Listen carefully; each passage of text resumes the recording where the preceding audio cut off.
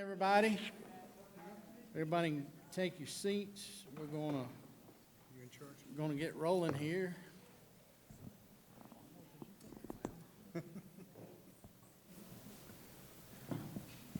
So welcome to Warm Springs and the Roosevelt Warm Springs Institute.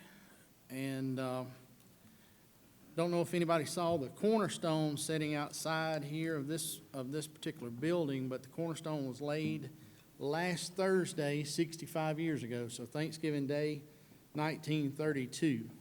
And probably most of y'all could tell me some things about the place, but this is actually one of my favorite places in the state of Georgia to visit and just see the history around the buildings and know what went on. I think it's kind of appropriate that we're here meeting on the issues that we're meeting on today and we'll be working on tomorrow, as Warm Springs is known as the home of the Rural Electrification Administration, as well as President Roosevelt had visited this part of the state of Georgia and realized how many homes in this area were without electricity, and that gave him the idea to start the REA back many, many moons ago. So welcome.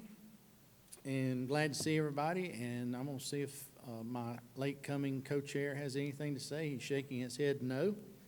So with that, we will move on to our local welcome from our folks here in the area. And we're going to ask if Mayor Robert Prater, County Commission Chair Beth Hadley, and Carolyn McKinley and Jane Fryer from Meriwether County Economic Development, if y'all would just come to the podium and tell us hello and anything special y'all want us to know about your home. Good afternoon. Welcome to historic Warm Springs. We are glad that you are here to not only look at the needs of all of the rural communities in our state, but as you spend some time in our community, maybe you can see some of the needs that we have. We're proud to be host to 3 state facilities: the Little White House, which is the most visited historic site in Georgia, also the FDR State Park and Roosevelt Warm Springs, and also the newest University of Augusta's specialty hospitals. If I could say one thing from my association with other mayors and city managers around the state, one of the things that we need here and in other places is help with infrastructure, water and sewer especially. But we're glad that we have what we have. And we just welcome you to this area. We can be of any help to you. Let us know. And we hope that you have a good visit with us. Thank you. Thank you.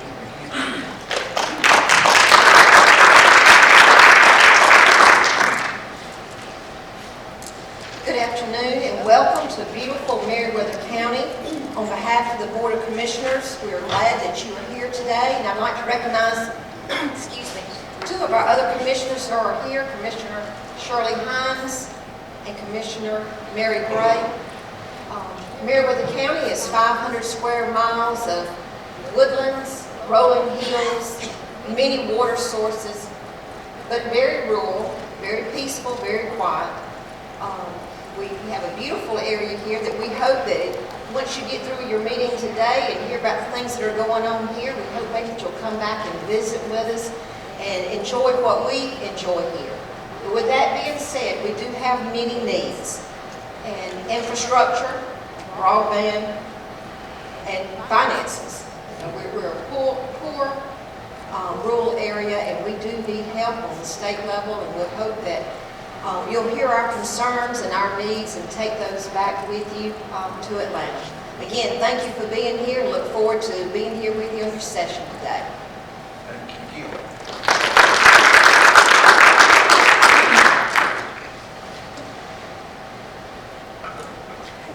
afternoon to all of you. We're so glad to have you here in our beautiful county of Meriwether.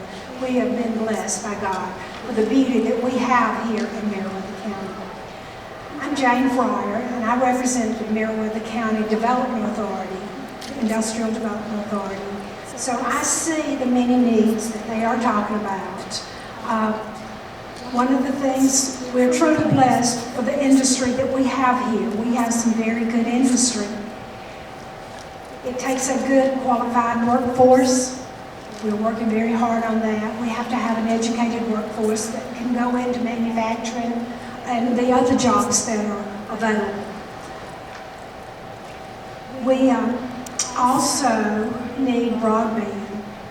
We have pockets in Meriwether County that cannot get broadband. We have areas that have plenty of broadband, but then you'll skip over areas and you may have a business here 10 miles away, you may have another one. And it's bad when they have to put their data on a stick and take it into town and put it on a computer in town so they can send that data out. So we hope that you will consider the rural broadband issues that we have. We also, even though we've brought in a lot of industry, we have a business that is closing. It's one of the best industries that we have, NGO Dynamics. And it's purely a corporate decision to move that company to New York. They're the most productive plant they have, the most stable workforce, but a corporate decision was made to move it from an area that needs business so very bad and move it to New York. It's in an area, it's not on the interstate, it's in an area that is very beautiful, but is in need of jobs and business. So any word you can put out to businesses that you know, we would love to talk to them about that.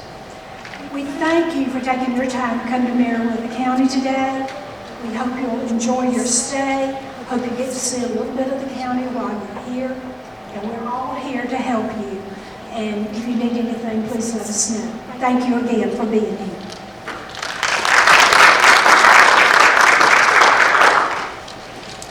Thank you. My name is Carol McKinley, and I'm representing the Meriwether County Chamber of Commerce and Tourism. Of course, I too want to extend our gratitude for you all choosing our county to come and visit. We appreciate you being here. We are very grateful for the work that you all are doing. I know you have spent a number of months now traveling throughout the state of Georgia, meeting with lots of different people and hearing lots of different challenges. Many of those challenges are attached to the need for dollars. That's not what I'm going to talk about right this minute, though. You'll be glad to hear I'm not here to say you can give me some money. We do need money, don't misunderstand me. I want to echo the comments that my predecessors have made, and that is how grateful we are that you chose Meriwether County for one of your site visits. I want to thank Lee Bryant and her staff here at Roosevelt Warm Springs for opening their doors to you all and making everything so wonderful for your visit. And I can assure you, if you have any needs at all over the next couple of days, we would be more than happy to address them. As Jane mentioned, we do have the blessing of having a great industrial park in the northern part of our county, very near an interstate, which makes it a prime spot to attract industry, and we are blessed with two major manufacturers in that area.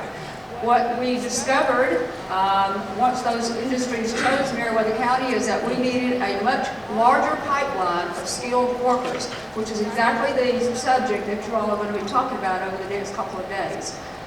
In our case, we are in great need of technical skills as well as soft skills, and I'll talk more about that in just 1 minute. But I want to tell you a couple of things that we're doing to address the skills gap at the local area.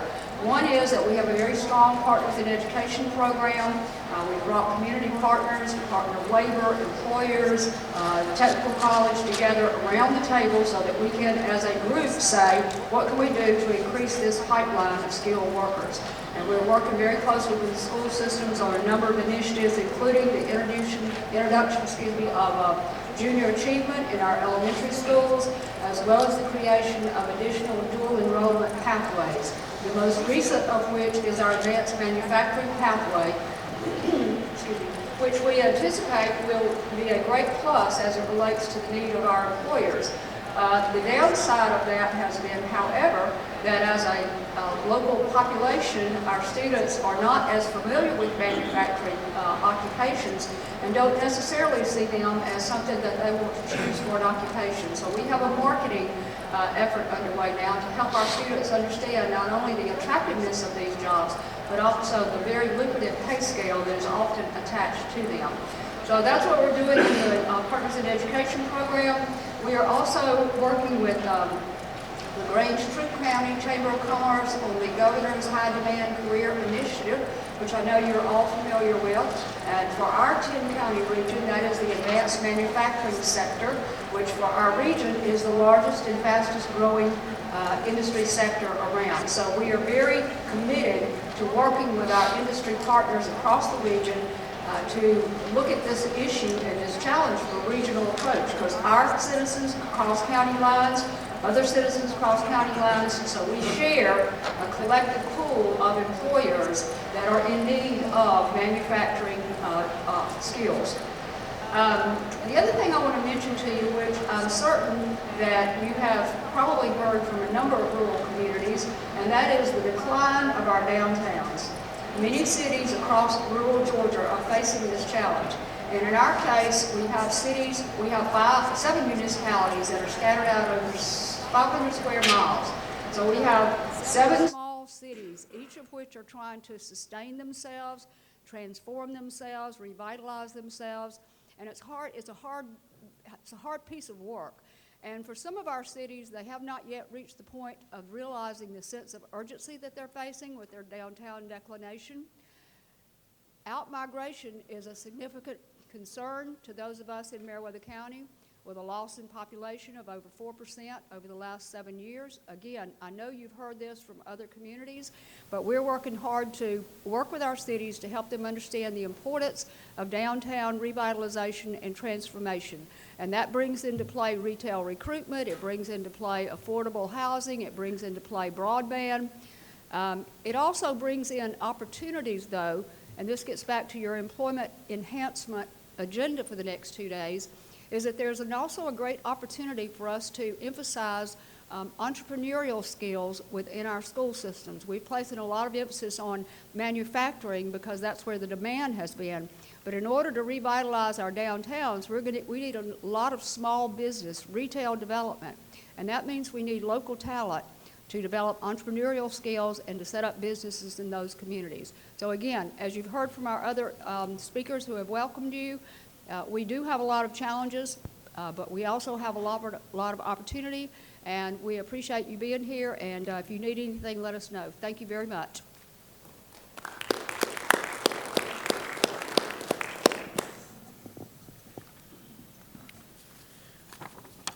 Before we start with our first presenter, I would like to recognize some of our legislators who are in the audience, who are from the area around here, who have joined us. Richard Smith. Where are you, Richard? All right, Richard Smith, Calvin Smyrie, Carolyn Hughley, Bob Trammell, and Debbie Buckner. Is there anybody else? Thank you all for joining us.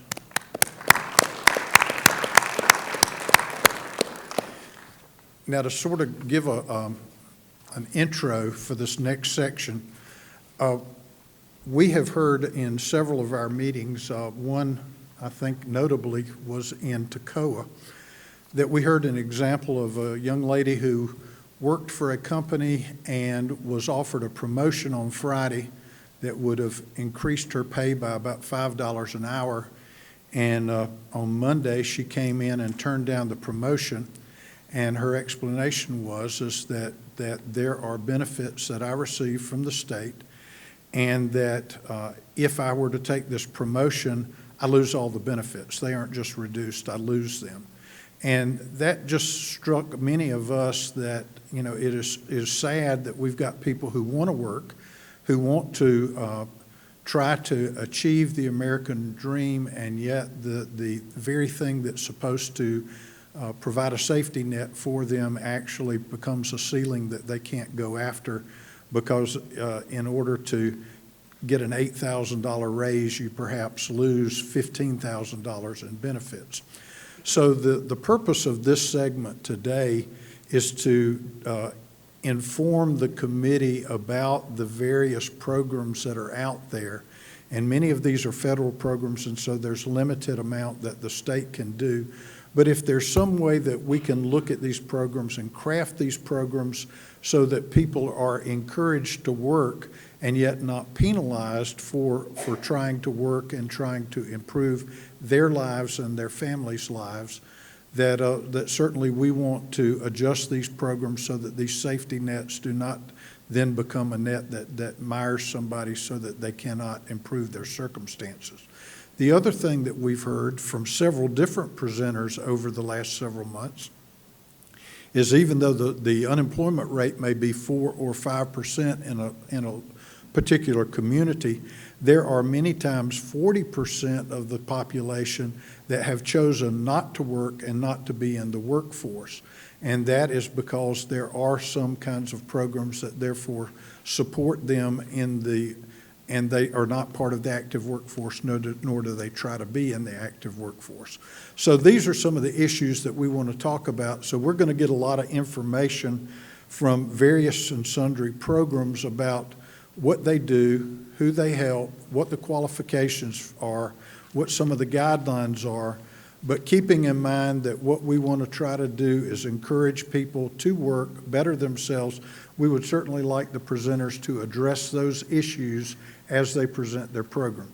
And so first of all, I think we have John Anderson, who is the Chief Deputy Division Director for the Department of Family and Children's Service, or Division of Family and Children's Services. So let's welcome John Anderson to the podium. Thank you very much. I want to make sure everybody can hear me in the back. Okay, good. I appreciate the example that you were given, that a lot of that information that gets out there in the community about what happens when people take a raise or an employment. Some people think they're going to lose benefits immediately, and that's not always true. And I'll just address that real quickly before I go into the main presentation. But for example, in the food stamp program, if your income goes up and because your employment is there, we were able to give people an extra 6 months of benefits on the transitional food stamp benefits. The same thing works with the TANF program if they're receiving TANF assistance, and we can give them transitional services as well to help ease the burden.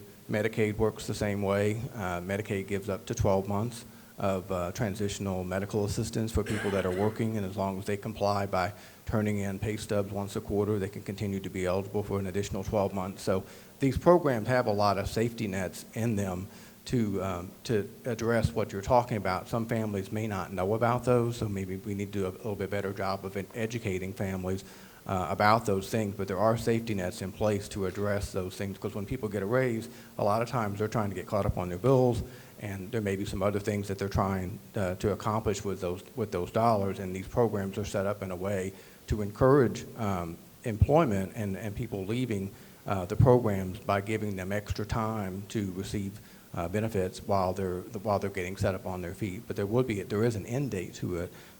Like for food stamps, again, it's 6 months, and for Medicaid, it's 12 months through that transitional assistance.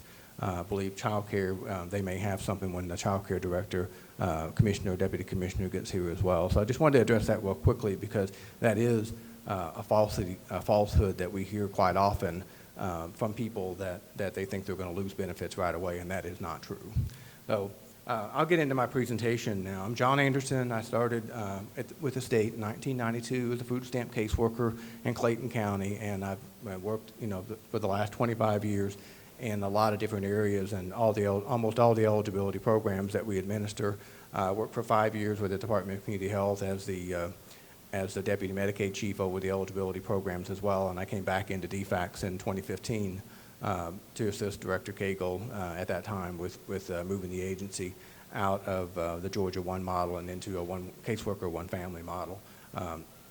So I've got a lot of years of experience and I've done a lot of outreach in the Medicaid program during my years to try to educate people that Medicaid is out there for working families, and the same thing with all these other transitional programs that we've got.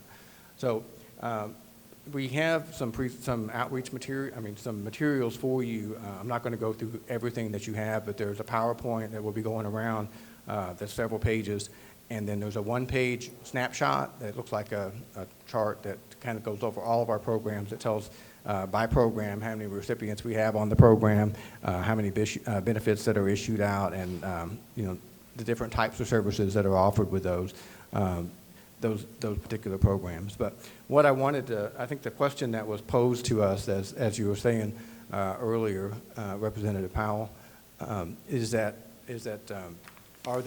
does the state have some flexibility in some of the administration of some of these programs on income limits and those types of things that we have out there? I think most people know that DFACS administers food stamps, TANF, which is temporary assistance for needy families, energy assistance, community block grants, the medical assistance. We're under contract with the Department of Community Health to help administer that program, and then we are currently under contract with DECAL to help with child and parent services.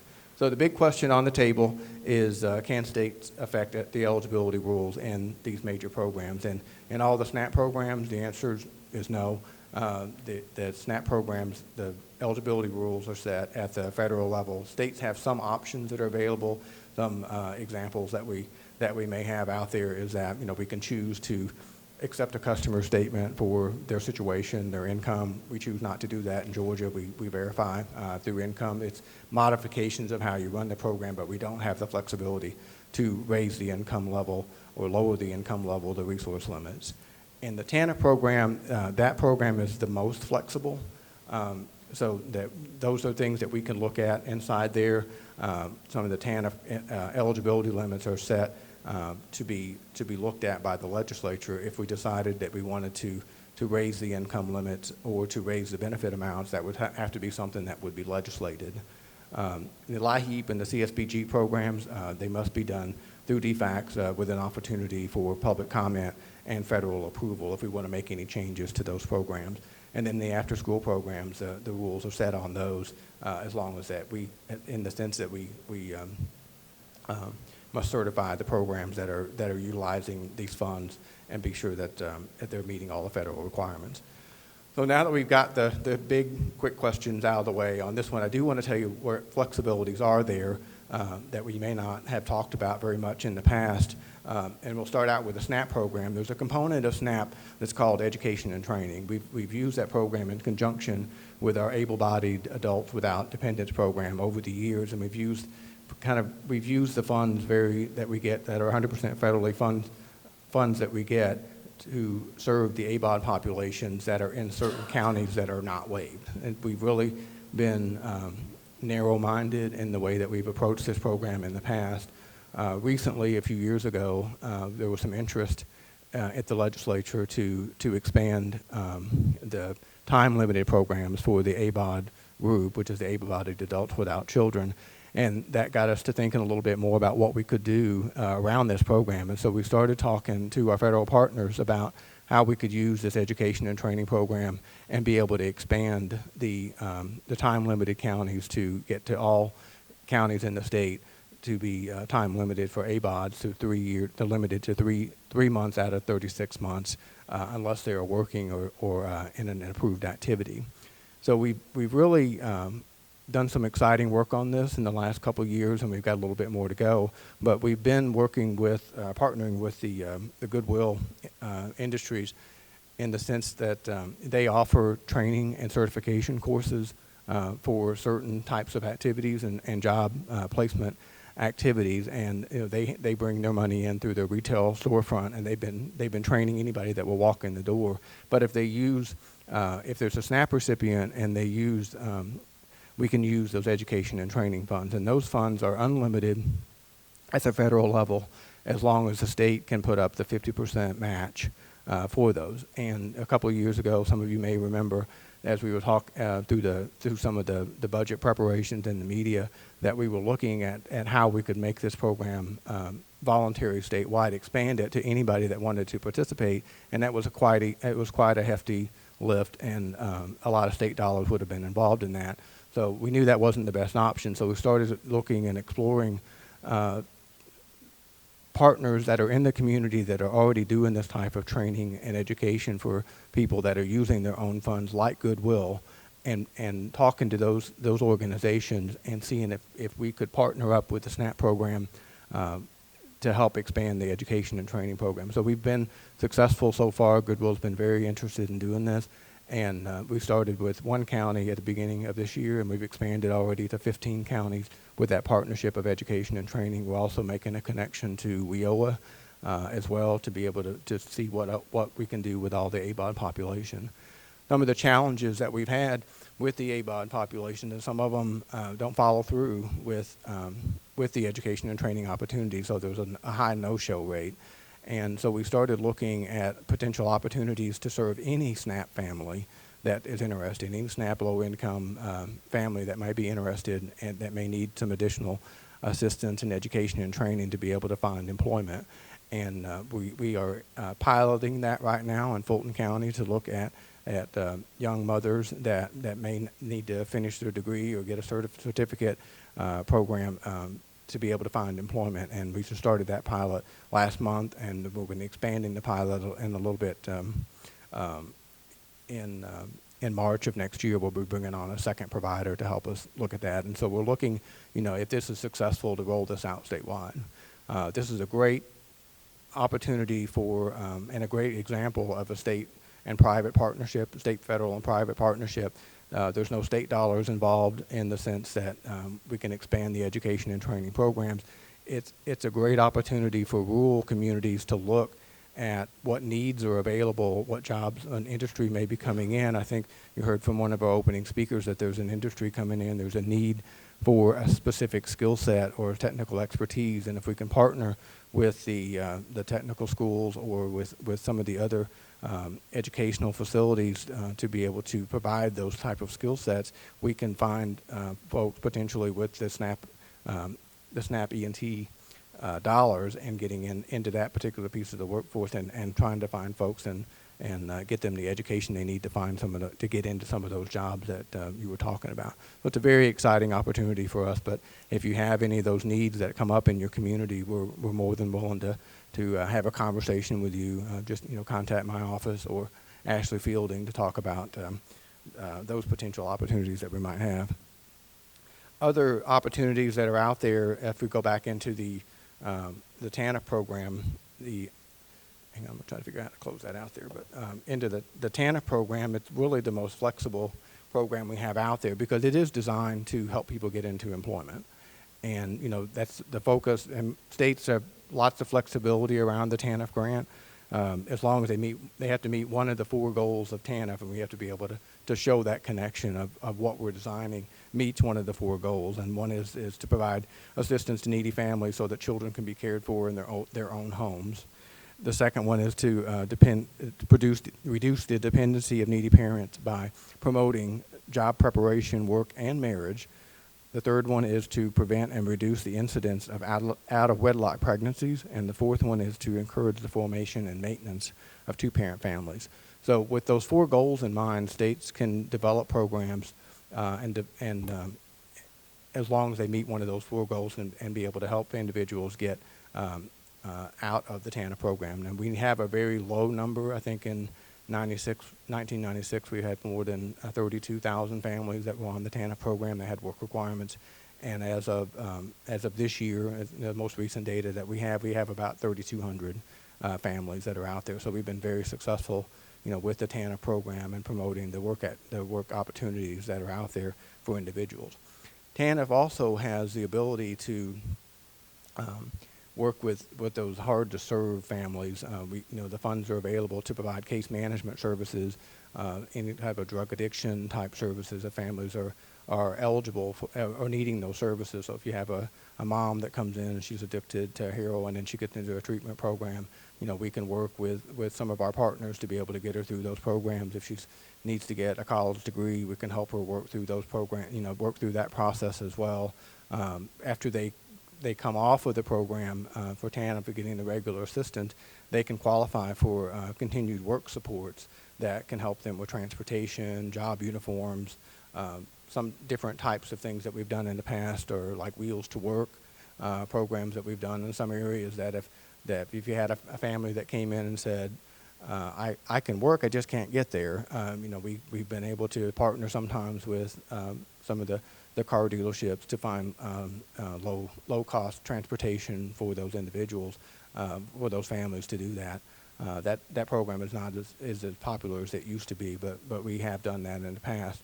Some other types of things that we've done are income subsidy programs for employers. If an employer will take a TANF client and employ that TANF client after we've gone through their program, sometimes we can do subsidies with them for a period of time, to offset the cost of training the employee.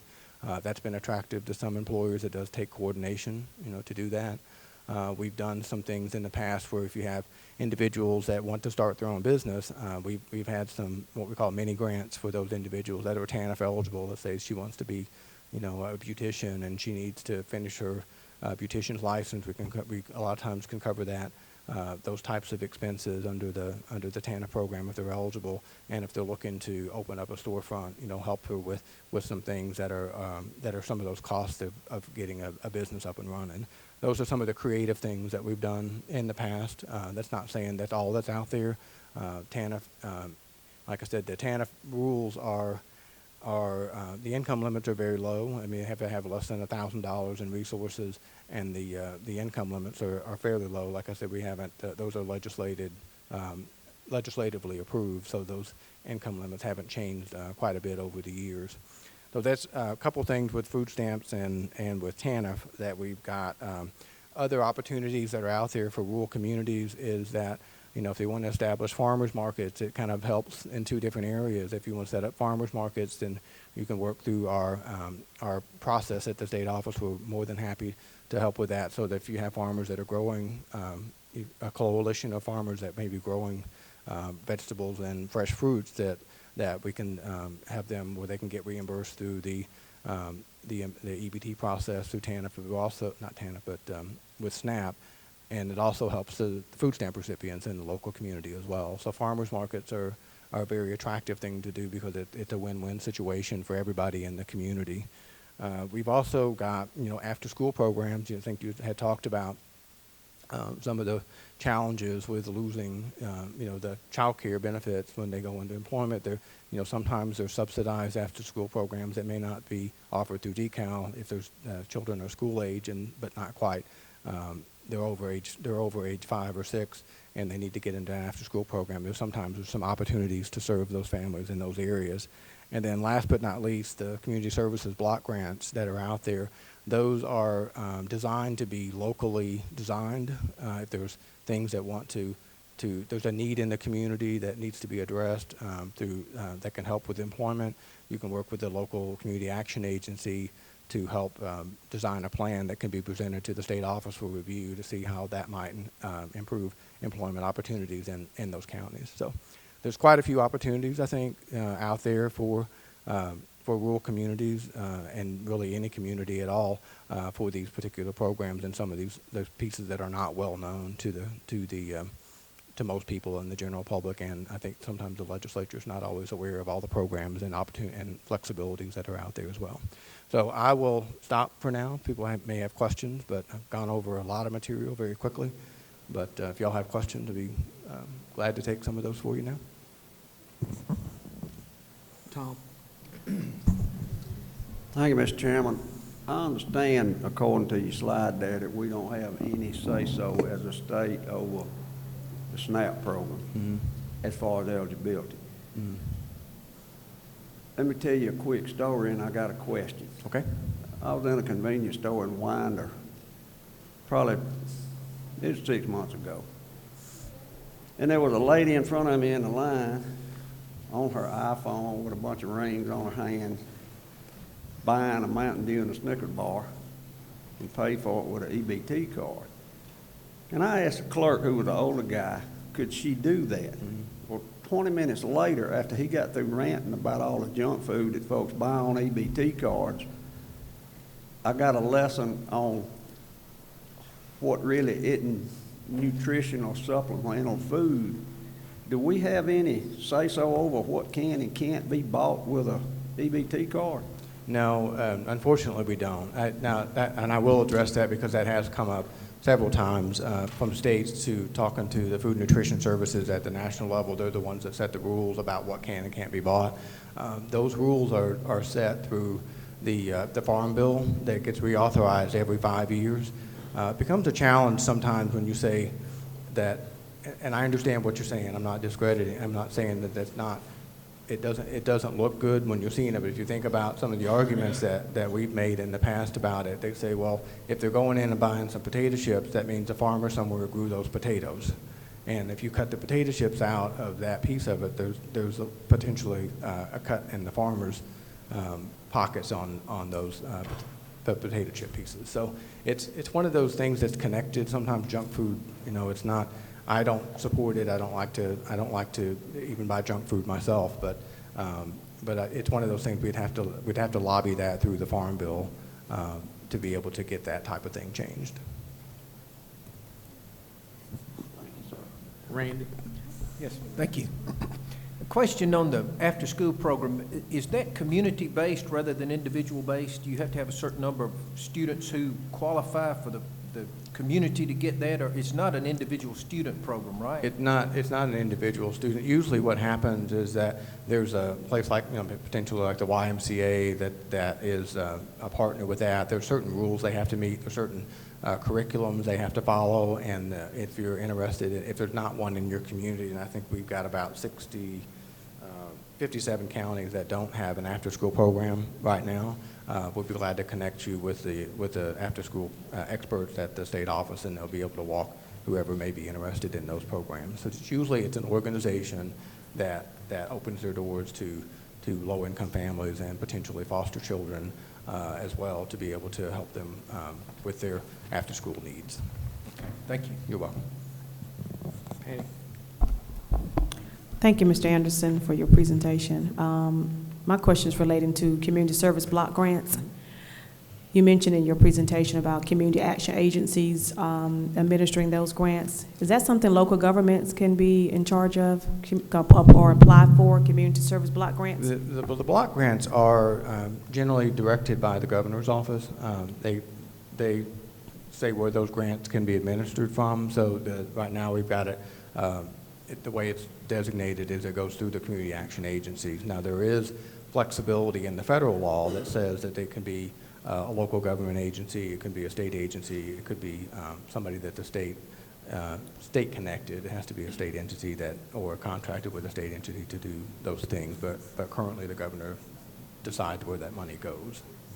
So with that being said, is there a way that the state can ensure more accountability and transparency as it relates to those community service block grants when it goes to those community action agencies? Because that's my biggest concern for that type of funding. Mm-hmm. There's a lot of flexibility and very little transparency and accountability from those community action agencies back to state officials. That's my biggest concern. Yeah, transparency, these are public funds, so all of those are covered under the Sunshine Bill, mm-hmm. And the Sunshine Act, I should say. But we do have certain things from the federal oversight community. The Administration for Children and Families has a division that looks at this particular program, and then they set the rules around what those expenses can be, allowable under that grant. The state then in turn develops contracts and make sure that those contracts are administered according to what's in the federal rules. We get regular reports from the community action agencies on what programs they're administering, how those programs are doing. Some of the challenges that we've had in the past with these is looking at outcomes. We know where the money is getting spent, but what's it actually doing? And as most of us may be aware, that sometimes with community action agencies you're dealing with the disabled, sometimes you're dealing with the disabled community and you're helping them find employment, for a short period of time. Sometimes when some of the programs open up in the local areas, for example, with LIHEAP, they have a lot of temporary people that come in and help with LIHEAP. It's difficult sometimes to actually show an outcome with that. They can show an expense that's not unique to the community action agencies. We've had the same challenges in TANF sometimes when we have a purpose that we're trying to serve. We have customers that are coming in, but without the additional what we call a leaver study to see what happened with that individual after they left, because you can sometimes see what happened to them, why they left that particular program. You know, like for example, food stamps, if they left because they became employed and they got the transitional food stamps, after that transitional period is over, sometimes people question, did they come back on the program later? I think that would have been something that you might have been kind of referring to. Those are things that it's difficult to manage without having an actual leaver study. But we do look at the expenses. We look to make sure that they are in line with what is allowable to spend. But if you're interested in seeing any of the reports, you know, those are certainly open to you anytime you may want them. We do have random sampling that gets pulled from our Department of Administrative Services at the state office. They do audits. They do random sampling audits as well. And if you'd like to see any of those reports, we'd be happy to share them. So you're saying I can get a report for a particular community action agency's plan from your department? You can, or Okay. if the Community Action Agency All right, won't well, I give will it to be in you, then- touch, because I am very concerned about that. Okay. And that's something I just think we need to be aware of. Thank you. It's a great question. And I don't think you're Kevin Tanner, are you? Are you Kevin? I'm not Patty Bentley. Oh, it's nice to meet you. Nice to meet you. Okay. She's not sitting in her seat. Oh, okay. Well, I have that problem sometimes myself, so. She doesn't believe in following the rules. Going back to your initial comments about transitioning to work, for instance, in any of these programs, if I get a job, is there a line at which I don't receive benefits anymore, or is there a line at which the benefits taper off? And I'll address them individually. The food stamp program, when somebody goes from receiving benefits and they go into a job, their benefits get frozen at the level they were when they became ineligible. So if they were receiving, let's just say $200 a month to make it easy on me, that at the time they got the job, the benefits would freeze at $200 and it would continue for 6 months. There's not a degradation. It's just that at some point they All right, so what happens after 6 months? I get employed, and after 6 months, what happens? Then with food stamps, they're on their own. Their benefits end at 6 months, because the theory around the transitional services is that somebody got an increase in their employment, increase in their pay, or they found a job that made them would normally have made them ineligible for the program. Is that they should be using that money, that new money that they're making, the increased dollar amount, to get caught up on their bills, to start saving some money, and while they're continuing to receive the benefits from these programs. Now, are people doing that? I don't know, but that's the intent around them. Like I said, the Medicaid program, for example. All right, but I think our concern is that because generally, if I'm going to receive a benefit, I may receive SNAP, I may receive TANF, I may receive help with child care, I may receive help with rent. I may be receiving a lot of benefits, and to say that at some point in time, whether it's 6 months or 12 months, rather than it tapering off and saying, all right, for every $3 that you make in additional money, you receive $1 less in benefits. I receive $3 more, and okay, we delay it, we freeze you for 6 months, but at the end of 6 months, you may lose $5 in benefits for that $3 that you received in extra pay. Mm-hmm. That's our concern, is that there is a cliff, whether it's delayed or not, that there's a cliff you fall off of, and there's no tapering or transitioning, there's just a delay. Well, I understand what you're saying. We don't have the ability to design a program that does that scale down process, but we do try to educate our customers that when they are eligible for these programs, we tell them what period of time that they are going to continue to be eligible for them and when those benefits may end. All right, so are there any of these programs? I understand that SNAP, you cannot do anything other than what the federal government says you can do. Right. Are there any of these programs that we have some say-so over that we could taper if that's what we wanted to do? Well, there is the TANF program. That's the main program that's out there. States can design programs, like you said, like I said earlier, as long as it fits one of the 4 purposes of TANF. Now, one of the caveats around that is that at the federal level, it's capped, the cash benefits are capped at 5 years. You can't receive more than 5 years in a lifetime, that's it. And in Georgia, we chose to do 48 months, instead of the 5 years. So we're doing the 48-month pieces. Now, we do offer, we think we've developed a pretty robust program in TANF that when people go off with their benefit amounts, some people may choose to not get the actual benefit pieces, but they can go for the work support pieces, which is more of a reimbursement to those individuals. Like I said, they can continue to get potentially rent assistance if they need it, or help with remaining employed, and we continue to do case management services for them during that time period. If you want us to come talk a little bit to you about all the service that we offer after TANF, that's the one that's the most flexible that we have out there. As we've been talking, I don't think we have a whole lot of literature out there about what happens after you become employed. So I think that we may take that back and then kind of summarize for you, and maybe bring that back to you at some point to show everybody what the programs do after people become employed, or to get an increase in their pay and they become ineligible for the programs. That helps people understand what benefits are out there. There is still a cliff, potentially, and again, that's why we usually try to talk with our customers about you're only going to get these benefits for a certain amount of time, so you need to be saving money, getting your bills paid, so that they can sort of get a head start on that. But again, whether families do that or not is another situation altogether. So we could potentially look at doing some education around that and putting a package together that shows what happens after people become employed. Any other questions? Thank you very much. You're welcome. Thank you all very much.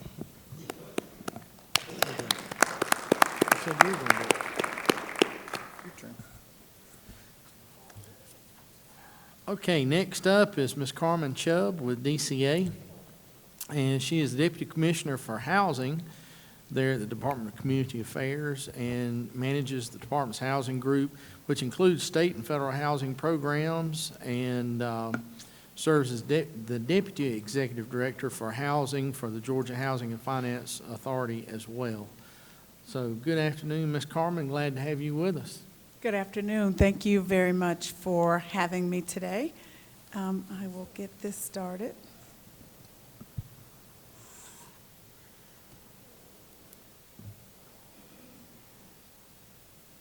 Okay, thank you for the introduction. As many of you may know, the Department of Community Affairs is the state's housing agency, so we implement virtually all of the federal and state programs for affordable housing.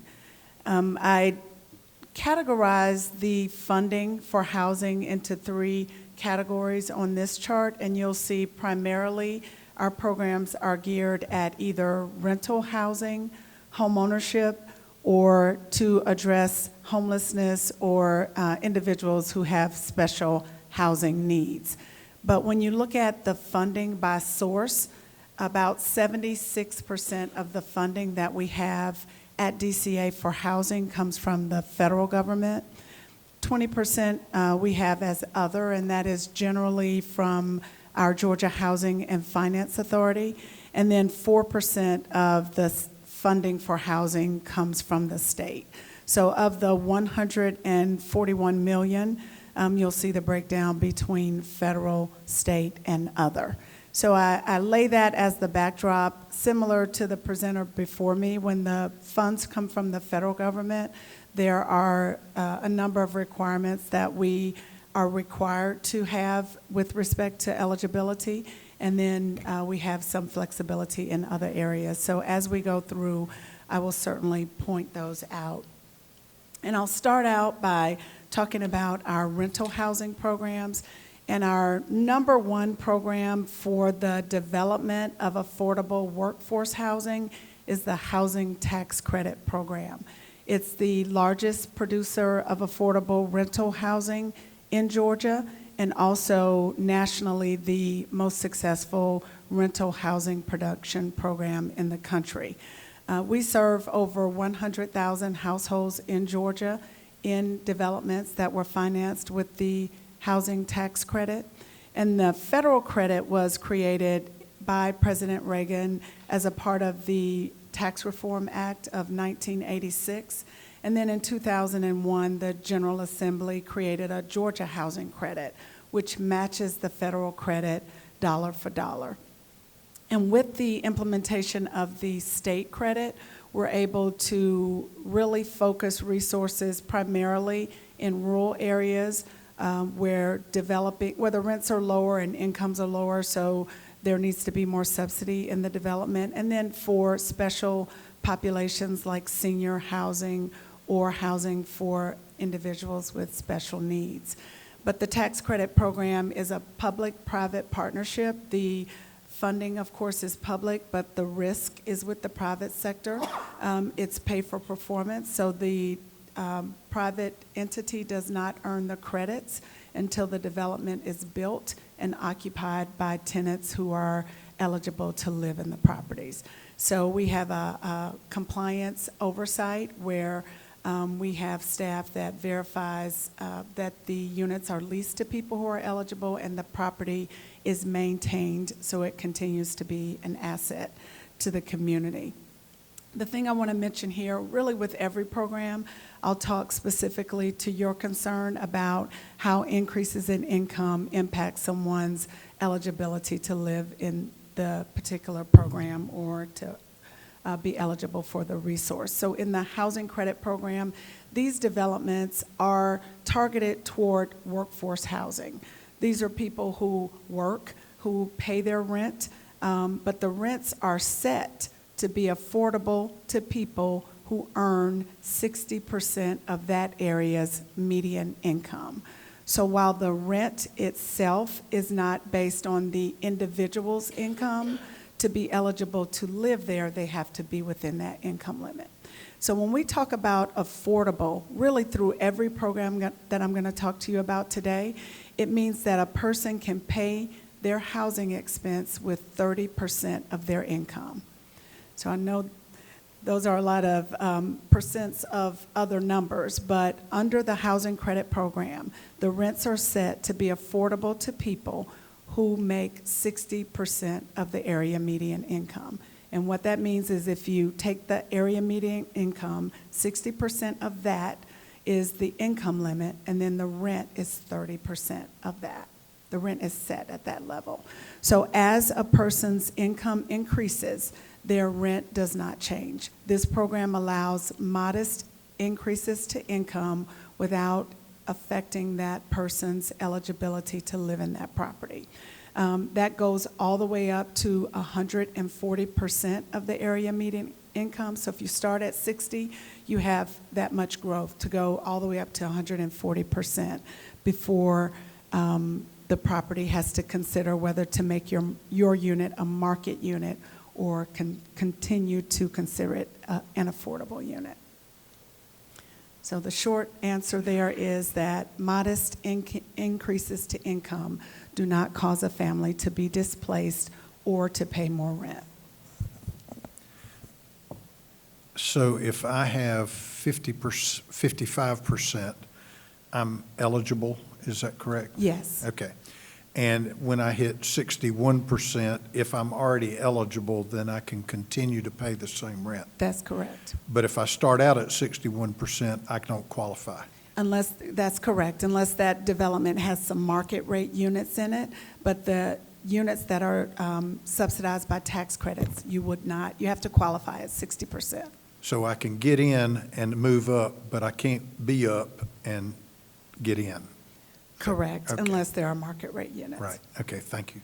You're welcome. The next program I'll talk about is the Housing Choice Voucher Program, and this program is commonly known as Section 8. The Department of Community Affairs administers the program in all but 10 counties in Georgia. So 149 counties is the service area for DCA's Housing Choice Voucher Program. And this one is different because it is a housing subsidy for a particular individual.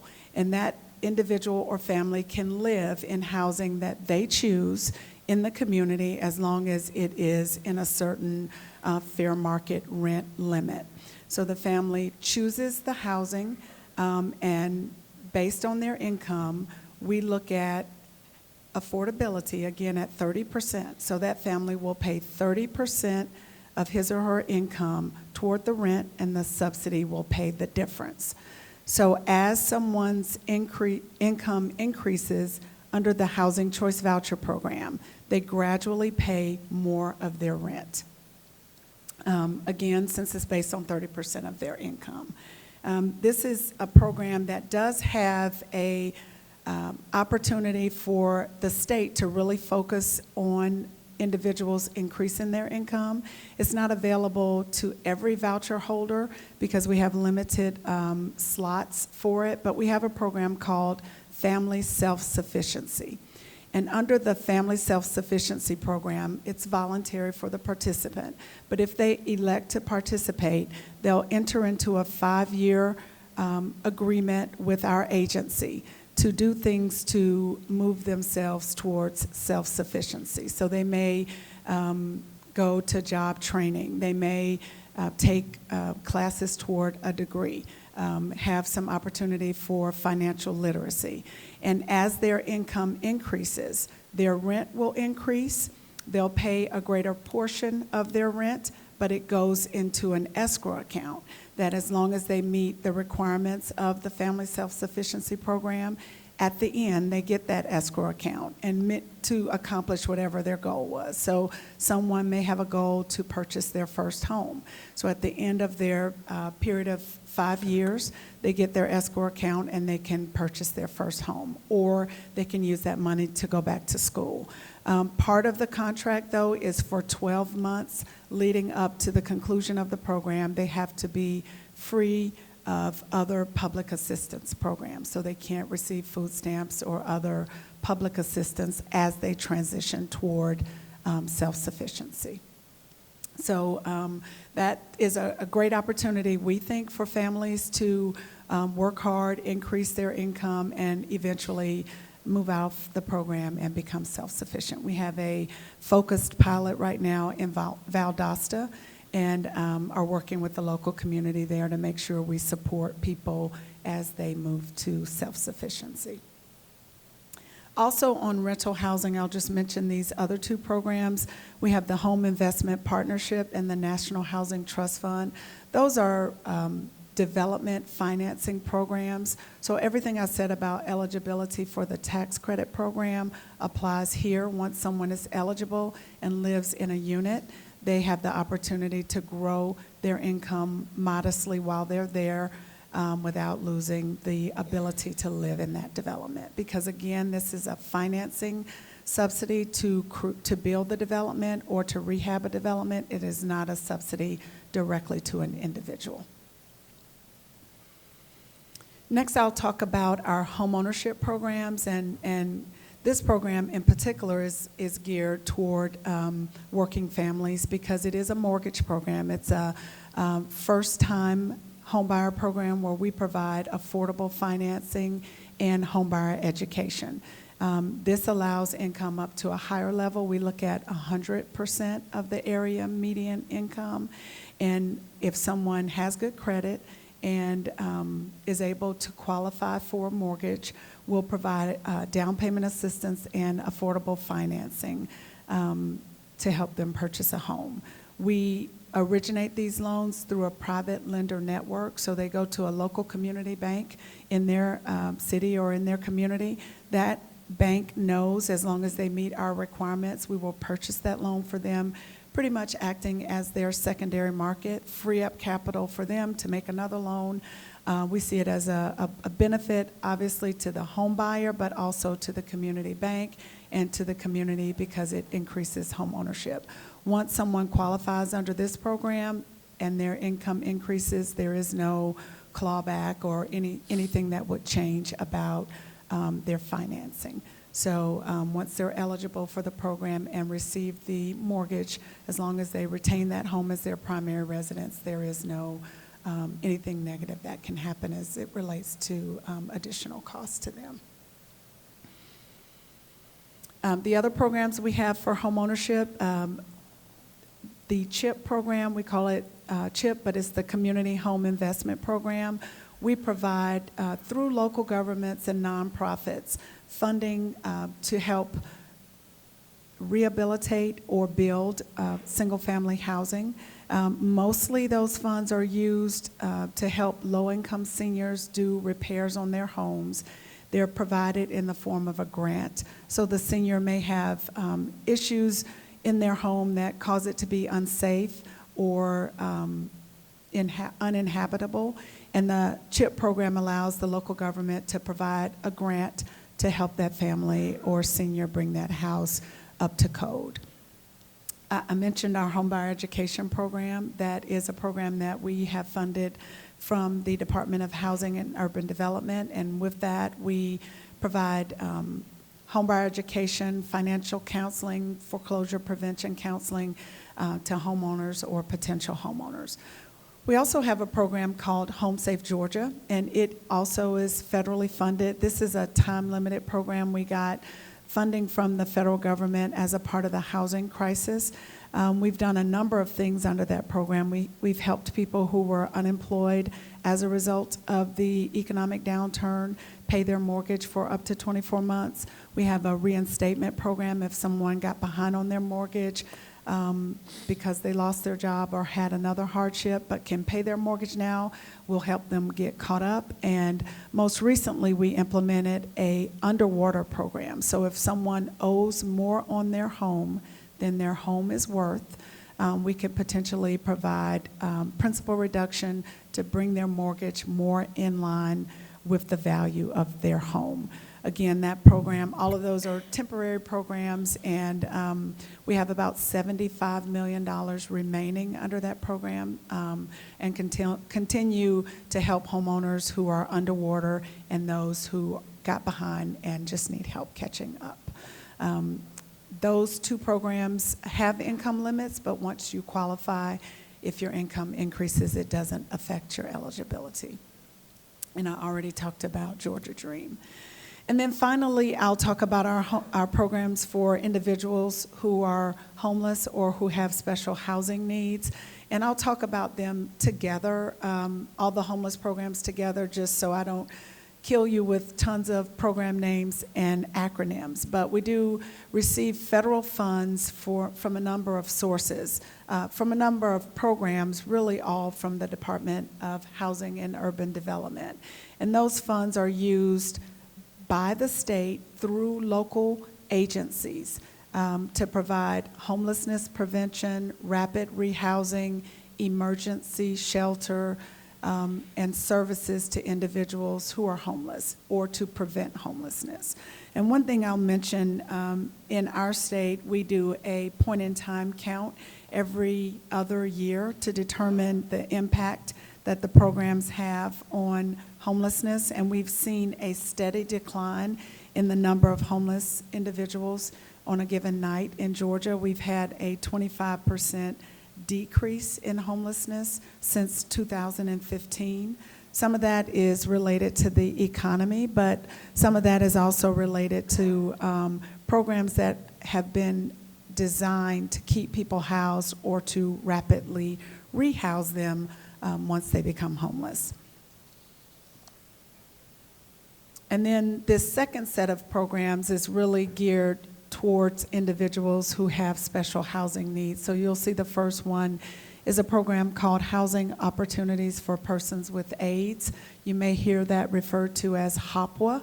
It is a rental assistance program specifically geared to people who are HIV positive or who have AIDS, and it provides a rental subsidy for those individuals. Again, they pay based on, it's very similar to the Housing Choice Voucher Program in that it is a subsidy for that individual's rent that increases as their income increases. But generally, even though this isn't a homeless program, we generally see people who are experiencing homelessness as a result of their diagnosis, so we were able to address both the homelessness and the long-term housing with that program. We have a program called Section 811, which really provides housing for individuals covered under the settlement agreement that the state has with the Department of Justice. So these are individuals who have severe and persistent mental illness.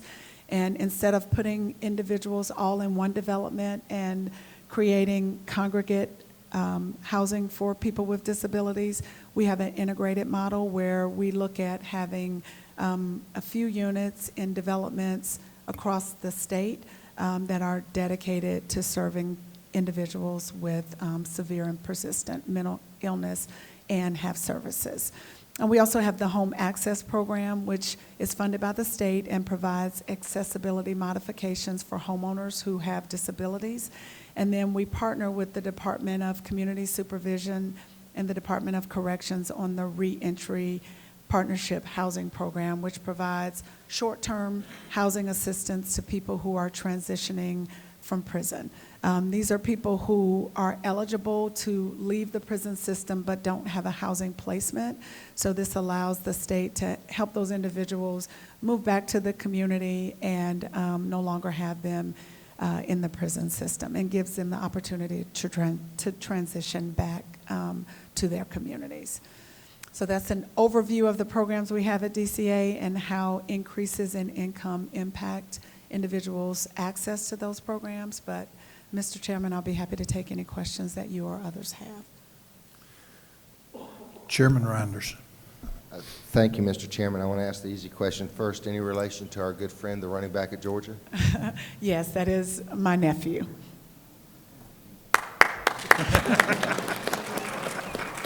Thank you. I look forward to you and him having a great day Saturday. Thank you. I'd like to get in the meat and potatoes a little bit on the tax credit for developers of downtown. I was in a meeting recently in South Georgia, and if you have a not-for-profit that's the developer on that, there's some concern on what that does to the local tax base. Have you heard that before? Yes. In virtually all cases, the developments generate taxes for the local community. There may be some components of it that bring with it the tax exemption of the sponsor. So I understand that concern. That's, I would say it's rare that a tax credit development does not generate taxes for the local community. But there are some situations if there's a nonprofit that's eligible for tax exemption or a component that's with a public housing authority. I'm just hearing that more and more, and I just wanted to put that on your radar screen if I could continue. Mr. Chairman, this is something I have a little, on the Section 8, you mentioned 149 counties. How many, do you have a formula that you use on how many slots per county? No, so we have, the Housing Choice Voucher Program is really geared toward giving individuals the opportunity to live where they want. So if we open our waiting list, we open it statewide generally. When we opened it last, we got over 790,000 applicants. And the reason why I go that, because I'm familiar with that, but if you have a lack of inspectors who have to go in and inspect the property, correct? You're asking if DCA has a lack of inspectors? No, well, I know that you have inspectors that have to go in and look at the property Right. offered by the landlord. Right. An inspection has to be done. Correct. Those inspectors, and I'm familiar with this, as you can imagine, in some rural areas, they have a larger geographical area to cover, so they don't get to do as many inspections. We set their territory based on their ability to meet the demands of the inspection. But just by drive time, logistically, we would get that, right? We Right. can do more Someone may inspections. have a lower caseload if they have Yes. a greater drive time, yes. Yes, thank you for that. And that's a little concerning because I know several people that says the turnaround time is just too long.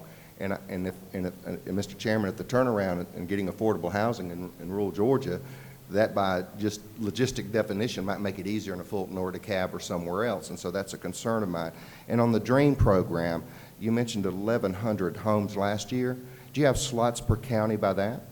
No, that program is available statewide, and we have continuous funding, so we've never turned anybody away because we didn't have funding. And the reason why I asked that question, Mr. Chairman, is obviously at $120,000 average In a Dawson, Georgia, that same home would get you three $80,000 houses in Terrell County or Webster County, compared to perhaps one county sitting in Clayton County. And I didn't know if you had any leeway on exactly where you look at the proportionality of being able to help families, since this is about rural Georgia. I know you can buy more house in rural Georgia, and so that's why I wondered if you had a slot allotment per county. We do not have an allotment per county, but the program is available statewide. So we have staff that is in every area of the state that promotes the program with. Let me rephrase then, if I may. Would you know off the top of your head, of the 1,100 people you helped last year or got houses for under the DREAM program, how many of those were outside the 28-county Metro Atlanta region? I would say about 40% were outside of the Atlanta area. I would love to see that, just as we move forward, to see, because maybe we can help more families in rural Georgia, because you could actually help more with cheaper home prices, is my logic. Right. Thank you, Mr. Chairman. Representative Houston.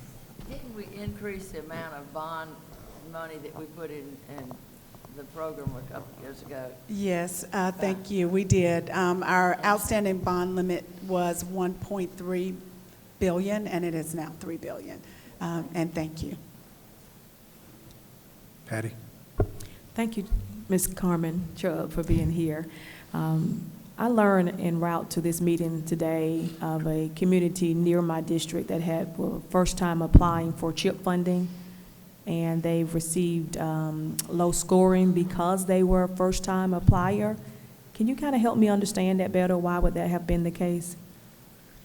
I would have to look specifically at that application, because one of the things we did in our process was to change our scoring so that we can fund areas that have not received CHIP grants in the past. But if there is a administrator that doesn't have experience, that could have impacted on the experience side. So that could be the issue, the experience of the administrator. But certainly as it relates to communities that haven't received funding recently, we actually give a boost in the scoring for that so that we can serve areas that have not been served previously. So they receive they receive scores based on the administrator's experience? The administrative, that is one of the scoring factors, Okay. yes. All right, thank you. We'll talk more. Okay. Clay? Thank you, Mr. Chairman. There's a facility, a home in an area that both Representative Houston and I share, that helps women that have fled, and their children, from abusive relationships. And it's a temporary place for them to get on their feet. And it's pretty full. If they were to need a larger housing or more units for women that have been displaced from their family because of a violent situation, what type of programs? You mentioned, I mean, there's acronyms all on this sheet of paper that, are there any programs that would work for this situation? Yes, the program that most aligns with that need is our Emergency Solutions Grant. That is an annual application process that starts in January when we set the policy for that program, and then we release the applications usually in March every year. So if there's a particular organization that you think might be interested in applying for that, we can provide some technical assistance. Thank you. Sharon? Thank you, Mr. Chairman. Recently, I was looking for an emergency housing for a young mother that had a medically fragile child that needed 24-hour care. It was in the Metro papers, and might have seen it. And I called, the commissioner's office, and they weren't in, and so they put me to assistant. And they talked about Section 8 housing, and that I think in Cobb County there were 20,000 or I don't know how many applicants for it. And they said that one of the problems was that people didn't leave. The people that were eligible for it basically passed it down to other family members. Like if a grandmother had gotten Section 8 housing and a grandson came to live with her and the grandmother died, the grandson would keep the Section 8 housing. Is that the way it works? And they were saying that was the reason why, one of the reasons why it was so backed up and there were so many people on the waiting list. That is not the norm of how it works, but there are some situations if they're, let's say, an adult who's taking care of an adult child, maybe that person, not an adult child, but someone who has disabilities or other housing, special housing needs, and that adult or parent dies, then that other adult could ask the program to consider whether or not they could maintain that household, because the assistance is not really just to an individual, it's to a family or to a household. So if someone is a part of that household, the federal regulations require us to look at other household members. But do we have a requirement, or does somebody check?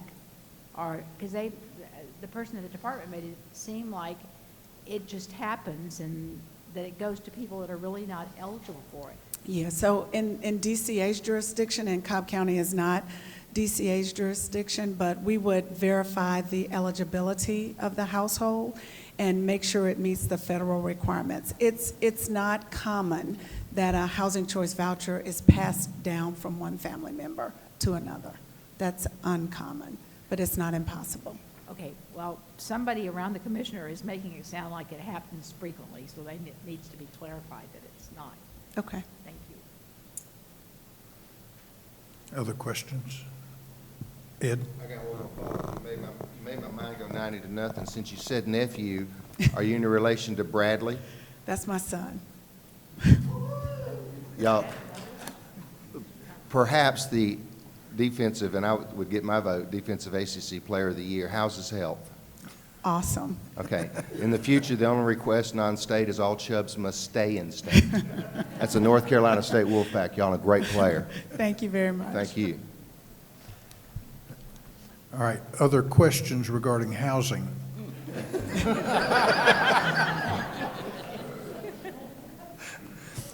Let me ask you, the tax credit program is probably one of the premier workforce housing programs that we've got. Is that correct? That's correct. And even though the bulk of that money is federal, do we have any control over that program as far as criteria?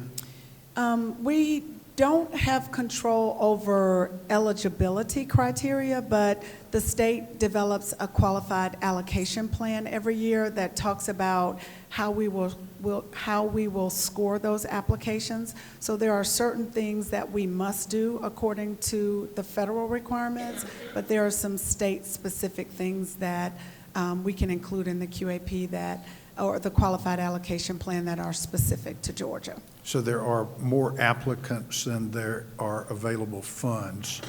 And Yes. so because it's competitive, you can say, all right, we give you 5 points if you're within walking distance of downtown, or we give you 10 points if you do a mixed-use development rather than just low to mod income or workforce. That's correct. So you do have that ability to fashion what it is the state of Georgia needs, Yes. specifically if we're dealing in rural areas. Yes, we do. Okay, thank you. And under that plan, if I could just add, we have a rural set-aside, so 35% of our resources must go to rural areas. That is a state requirement, not one that we got from the federal government. It generally happens naturally through our scoring criteria. We usually put more than 35% of our resources in rural areas, but we have in our plan a requirement so that we never fund less than 35% of those resources in rural areas. Okay. Tom? Thank you, sir. I don't know which slide it was, but the one that had the list of the housing opportunities, and it was talking about where people are eligible to get out of prison for whatever reason. Yes. Where we come from, we got a lot of people that get out mainly because they were in there on drug offenses. And there are what we call halfway houses that they go live in a community setting because they don't have anywhere to go. Are there grant monies available for the organizations that try to do those halfway houses? And it's temporary until they get on their feet like you were talking about. Are there monies available to help with that so we ain't got to have a barbecue to try to raise money to fund it, even though it may be religious-based? At DCA, we don't have any specific funding for that particular issue, but I believe that funding comes under the Department of Community Supervision or the Department of Corrections. I do know they have those facilities. I don't know if they have additional funding available, but it would be through corrections or community supervision. Thank you, ma'am. If there are no other questions, thank you very much. All right, thank you. We're going to take a 10-minute break.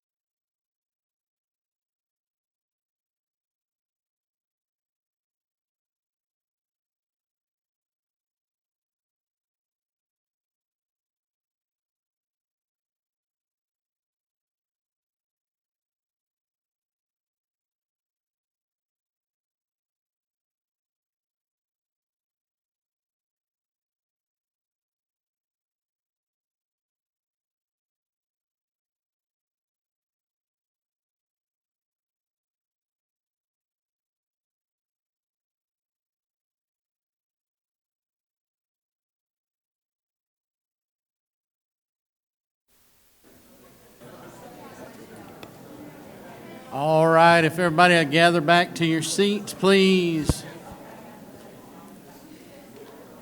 That 10-minute break turned into 20, so that's all right. Everything's laid back in Warm Springs, and we're glad of it. So our next presenter this afternoon is going to be from the Department of Early Care and Learning, or otherwise known as DECAL. And the world-famous Ray Higgins is going to be our presenter. Ray actually serves as the Deputy Commissioner for Finance Administration at DECAL.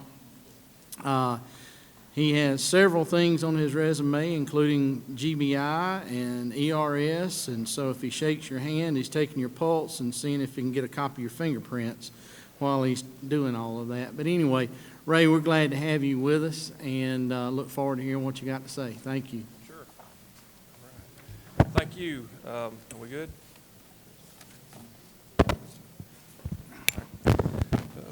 Thank you, Mr. Chairman, members of the council.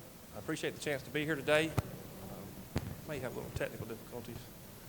You want me to go ahead? I'm hearing a lot of buzz here.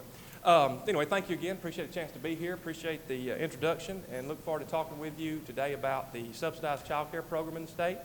I also have with me here in the audience Elizabeth Casper. She is our Assistant Commissioner for Federal Programs, over the CAPS program, or the Subsidized Child Care Program, to help with questions should that be needed later. I understand today that one of the main purposes is not necessarily to have the basic overview or the civic club type speech or presentation, but if you'll bear with me just a little bit, I want to do a little bit of that in the context of just as a refresher and for background. I think it'll help me set the stage, set the table, and address the meat of the question a little bit later in the.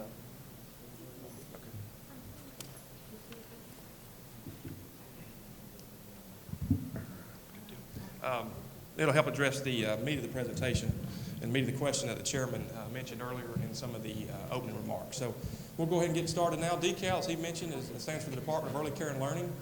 It was created around 2004. We're a relatively new state agency. We were created to align many of the early childhood initiatives. We're one of 3 standalone early childhood departments in the country. And as you probably know, we administer several programs, including Georgia's pre-K program. We license and monitor the child care centers throughout the state, our new quality rated program, Head Start collaboration, and several federally funded nutrition programs. By way of budget, we're a little over $800 million. In the size of people, we're not that large as far as state government, but in the terms of dollars, we're probably in the top 10. It's around $800 million on an annual basis, and most of that money, the great majority, goes out into the field in some manner. And in that context, our largest funding streams are federal dollars, followed by lottery, and then state funds. And the state dollars mostly provide the match for the federal grant dollars. And of the federal bucket, the largest component there is the Child Care Development Fund, or CCDF. And why that's important is because that's the funding stream that provides the dollars for the subsidized child care program. I won't go over all the information on this slide. It just has several of the reasons and the components of why early education is so important. We certainly believe that investing there is a wise investment of limited resources, because anything we can do to help facilitate a quality early learning environment, because so much brain development occurs before age 5. Anything we can do there to help that helps prepare those children for school, which will help them be more successful at 3rd grade. And of course, we know that success there can lead to a lifetime of learning. One of our main functions is the licensing, regulation, and monitoring of the child care centers. We call that our Child Care Services Division. I cover this because this is where the great majority of the subsidized child care is provided throughout the state. We have around 3,000 child care centers. These are your typical larger centers. We also have around 1,600 family child care learning homes. These are the smaller home-based care where someone is usually running a business out of their home. And then we have the smaller number of around 250 of what we call informal care providers. Think family, friend, and neighbor. This is a situation, think of the low-income working parent. Perhaps they work the night shift at a plant or maybe Walmart or whatever the case may be. And due to their job, their situation, or their geographic location, traditional child care may not be available, but they're still eligible, so they're able to get the subsidized child care through this. As far as CAPS, CAPS stands for the Child Care and Parent Services Program. That's the state subsidized child care program. We do this it provides support to those low-income working families to help them with the cost of care while they pursue either job training, vocational training, or education. And it certainly complies with our mission to help ensure access to quality early learning environments regardless of their income or family income or location. As I mentioned earlier, it's funded by the CCDF Fund, or Child Care Development Fund. As far as some statewide stats on the subsidy program, in the last federal fiscal year, we served around 47,000 families and around 83,000, approximately 84,000 unique children. And to put that in perspective, there are 84,000 budgeted slots in Georgia's pre-K program. So it's a relatively large program. And that was done similar to pre-K in around 3,800 providers or centers throughout the state. Also, hopefully you've heard of our quality rated program. That's Georgia's tiered quality rating and improvement system. That is a 3-star rating system for child care centers to help inform the public of the quality of care at that center over and above the basic health and safety or licensing standards. Now, the numbers above, around 939 of those programs are in quality rated, serving approximately 29,000 children. In Zone 3, these are the same stats. It just represents Zone 3 of the CAPS program. Zone 3 is basically our non-metro counties. This would represent our rural communities. It's the same type of numbers, just obviously they're smaller due to the location. And as I think our commissioner may have mentioned in a presentation to the group earlier in the month, there's several barriers for rural communities, including the high cost, access, and affordability, and then various workforce issues. By way of background, just want to talk a little bit about this program in the context of it being fairly new to DeKalb. Historically, this program was housed with the Department of Human Services and the Division of Family and Children Services at DFACS. We began a transition around 2012 with the first part to include serving as a lead agency and from a policy standpoint and a funding and monetary budget standpoint. We've had several smaller transitions since that time and are now in the middle of completing our largest transition. Historically and currently, we contracted back with DFACS to provide that eligibility function in the local DFACS offices. But we've been transitioning that. That is almost complete, should be finished by the end of this year. So that's near completion, and we look forward to continuing that. Now to the CAPS program, and to get a little bit more to the meat of the question and some of the requests and comments from earlier. For a family, you have to be a Georgia resident. The income requirement is less than 50% of the state median income. And there's an activity requirement. You have to work at least 24 or more hours per week or be enrolled in some type of educational or vocational program, or perhaps going to school if you're a minor parent. For the child, 0 to 13 years, up to 18 if it's court ordered, or if special needs are involved. Have to be a U.S. citizen, and then there's an immunization requirement as well. Currently, we have priority groups in place. Historically, over the years, the state, to manage the number of children served and to manage the funding from time to time, they would implement some type of priority-based funding model or funding restrictions. And that's what's currently in place now and has been for some time. And there are several priority groups, and most of them have been the same for a number of years now. One is TANF recipients or applicants or those transitioning from that program. Another could be, and they're on the screen, of course, in front of you, but Child Protective Services, DFACS custody, children with special needs, grandparents raising grandchildren, minor parents, as I mentioned earlier, those that may be considered homeless or experienced a natural disaster, children enrolled in the pre-K program, referring to aftercare, and then also we have a standalone very low income priority group, which is defined as 50% of FPL, and we'll talk more about that later. A few highlights of recent changes. I mentioned quality rated. One of the things that we implemented with that is tiered reimbursement. And what we did there is we established a premium, if you will, a quality premium for those providers who went through the quality rated system, achieved that 1, 2, or 3-star rating, and were also serving children in the CAPS program. And over and above the normal payment, they would receive this tiered reimbursement. And it was originally 2%, 5%, and 10%. Around a year or so ago, we raised that up to 5%, 10%, and 25%. So that's one. Also, would certainly like to thank all of you, as well as the governor, for some recent funding in the recent past for additional funding for quality. I believe that was $5.5 million. We've moved to more of a true 12-month eligibility period that we'll talk on a little bit later. And we're trying to expand some of our subsidy grants and also increase our focus on family engagement. Now to the sliding scale discussion, or maybe some of the examples that were discussed in earlier presentations. One thing from our program, we may be a little bit different than some of the others, and I'm not as familiar with them, but we actually have a work requirement, as I mentioned earlier, whether you're working 24 hours at least a week or more, or pursuing some type of education. The reason I say generally on the slide is some categories, such as children in foster care, they would be categorically eligible, but by and large, you have to have this work requirement to participate. And I'm pretty optimistic that a few relatively recent changes that went into effect a little over a year ago, back in October of 16, have hopefully gone a long way to begin to address some of the concerns and some of the questions earlier, but that wasn't the case prior to that.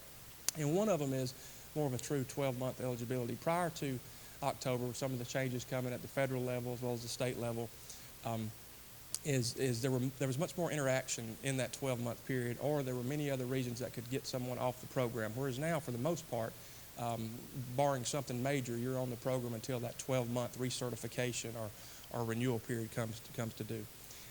At present, a new family is eligible if they meet the requirements we've mentioned earlier and also fall into one of the priority groups. And then the very low income is a standalone priority group. Now here it's important to note that once on the program, the person can remain on the program until their income, assuming all the other eligibility requirements are met, residency, the work requirement, whatever the case may be, but as far as income, until their income meets or exceeds, rather, 85% of state median income. That means the person can take the new job, take the promotion, receive the salary increase, and as long as they stay under 85% of SMI, they can remain on the program. That's one of those new components I was sharing with you about. Prior to October of 2016, I don't understand that to be the case. It was really more of a kind of a flat type amount and more of the cliff effect, whereas now you can come in at a much lower threshold and remain on the program until 85% of SMI. Say sliding scale though, but does as their income goes up, do they also have to participate more and the subsidy becomes less? They do not at this time. In the context of this, I just kind of used the sliding scale as kind of a nickname for the topic or the area, but that's not the case. Right now, it stays the same. Right, and of course, one of the things that we're interested in is certainly if somebody goes from 50 to 51% of the median income, you don't want them to fall off the cliff, but they fall off that same cliff even if you delay it to 85%. What we're talking more of is something that, for every $2 in income or every $3 in income, I lose $1 in benefit, so that there is a positive impact from getting an increase in wage that doesn't adversely affect you otherwise. So if instead of making $5, I'm making $8, but I lose one of those, I've still got more than $5. Sure. That's certainly something we could look at.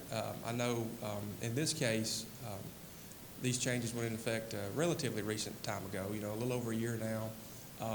But what you're describing, more of that true sliding type impact, that's something that we could look at in the future.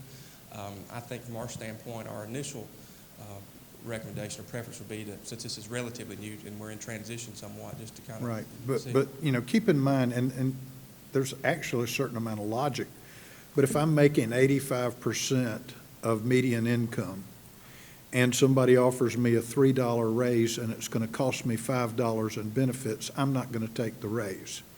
So you don't want the program to be a disincentive from people trying to better themselves. Sure, we definitely agree with that approach, and so we'll certainly, take that back and we'll review. When we turn in, we have to, every 2 years, I believe it's maybe 3 years, we have to submit a state plan to the feds to explain basically under the broad guidance on how we plan to administer the program. So we'll definitely keep that in mind. We'll circle that back up with the commissioner for sure and see how we can consider that as we formulate that, because we definitely don't want to have the disincentive that you described.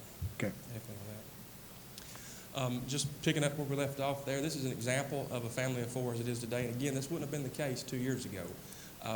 And this is if one came into that very low income priority group, for just an example, for a family of four, that would be $12,000 approximately, and they could remain on the program until the income reached approximately $60,000.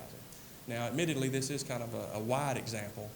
If you used the ordinary income threshold, if you didn't have the priority group part, if it was the other measurement, there would be another number here, and it would be that 50% of SMI, and for the same example, that would be approximately $35,000.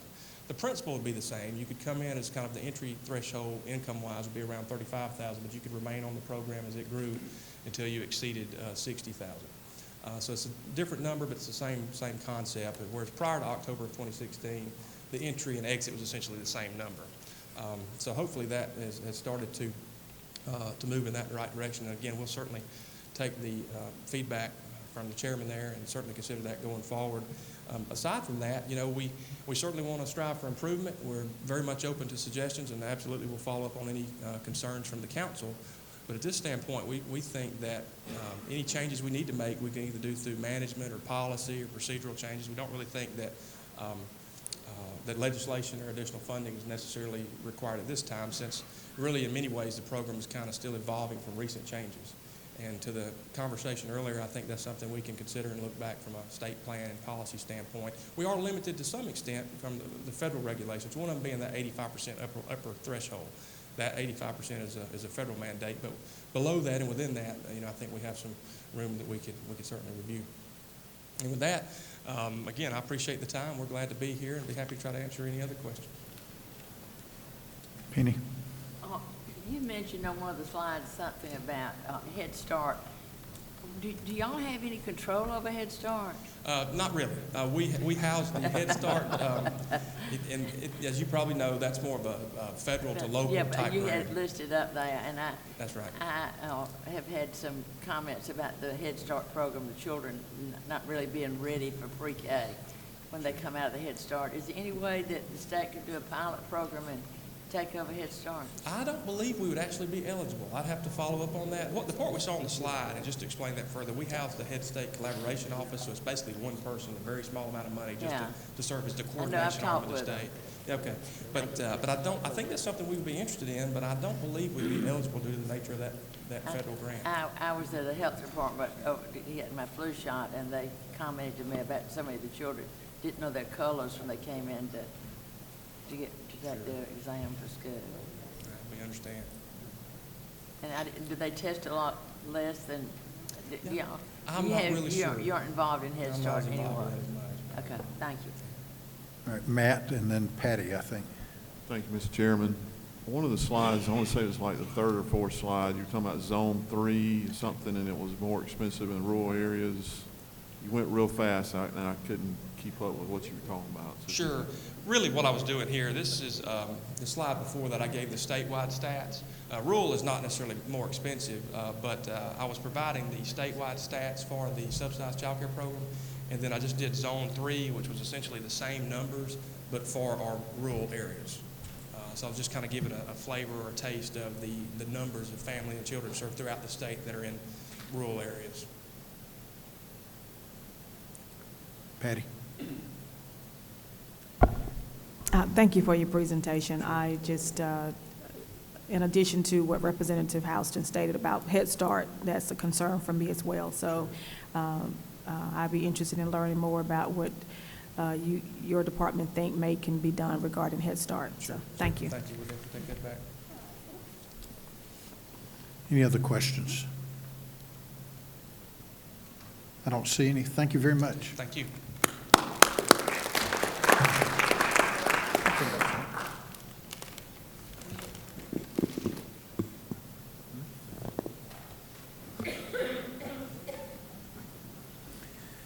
Okay, our next presenter is from the Department of Community Health, Blake Fullenwider, who's the Deputy Commissioner, who's going to talk to us about Medicaid and Peach Care. So welcome. Great. Thank you, Mr. Chairman. Members of the council, good afternoon. I'm Blake Fullenwider. It's a pleasure to be with you and a pleasure to be back at the department after a little hiatus in the private sector. But I'm real pleased and honored and privileged to be part of the team under the leadership of Commissioner Berry, and really excited about the opportunity as we get started in Medicaid. Now, I'm going to go through this very quickly because I know you all have questions, and this is very high level, so I'll move fairly quickly. But first, what is Medicaid? And the reason I bring this up is because oftentimes I hear Medicare and Medicaid get conflated. And that sometimes that's just in conversation, but sometimes it's because the understanding of the unique difference of the two programs may not be as apparent as it should be. Medicare, as you know, is for individuals age 65 or older or otherwise eligible through a disability, particularly something like end-stage renal disease, which makes you eligible at a younger age under 65, completely managed by the Centers for Medicare and Medicaid Services at the Washington level. We have no impact on Medicare policy whatsoever. Medicaid, however, is a state program. And it's important to point that out. It's a state option to run the program. All 50 states do run them. However, it wasn't until the early 1980s when Arizona was the last state to opt in to actually run a Medicaid program. The federal government has a significant amount of authority and control over how we administer the program, and that's because they're funding about 2/3 of the dollars that go into it.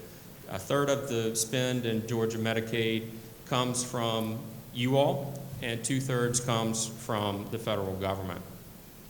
Now, who does Medicaid cover? Largely, we're talking about children and pregnant women, but also a huge contingent of populations that are, we know as age-blind and disabled, so folks with disabilities. Skilled nursing services, a very obvious one, and other home and community-based services that are funded through the program. Also, those that receive a federal supplemental security designation through the Social Security Administration automatically become Medicaid eligible at that time.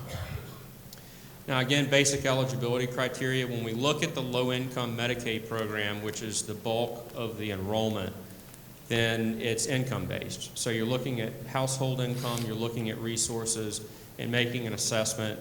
Does this individual, most often a child or a pregnant woman, do they meet the qualifications to be eligible for Medicaid? It varies based on eligibility cohort. So eligibility for a child at birth versus a child at age 6 versus a child, or youth, I should say, at age 15 are all very different.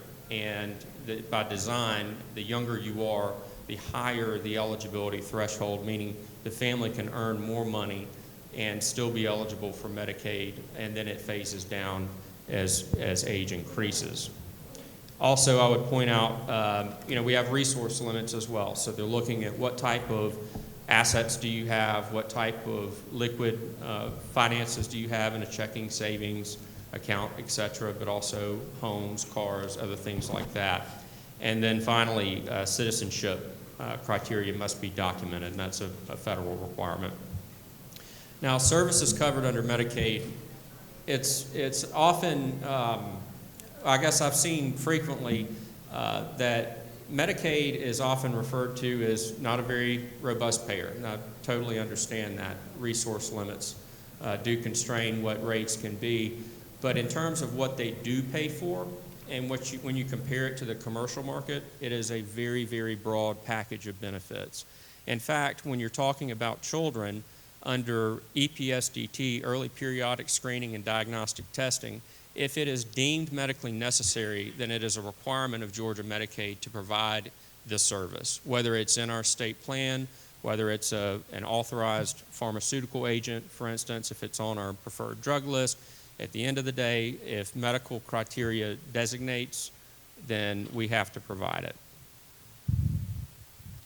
Now, when we talk about the low-income Medicaid program, this falls under the bucket of the Georgia Families Program, and this is what we call the Medicaid Managed Care Program. So I'm sure you all are familiar with the CMOs. We now have 4 effective July 1st of this year through the implementation of the new contract.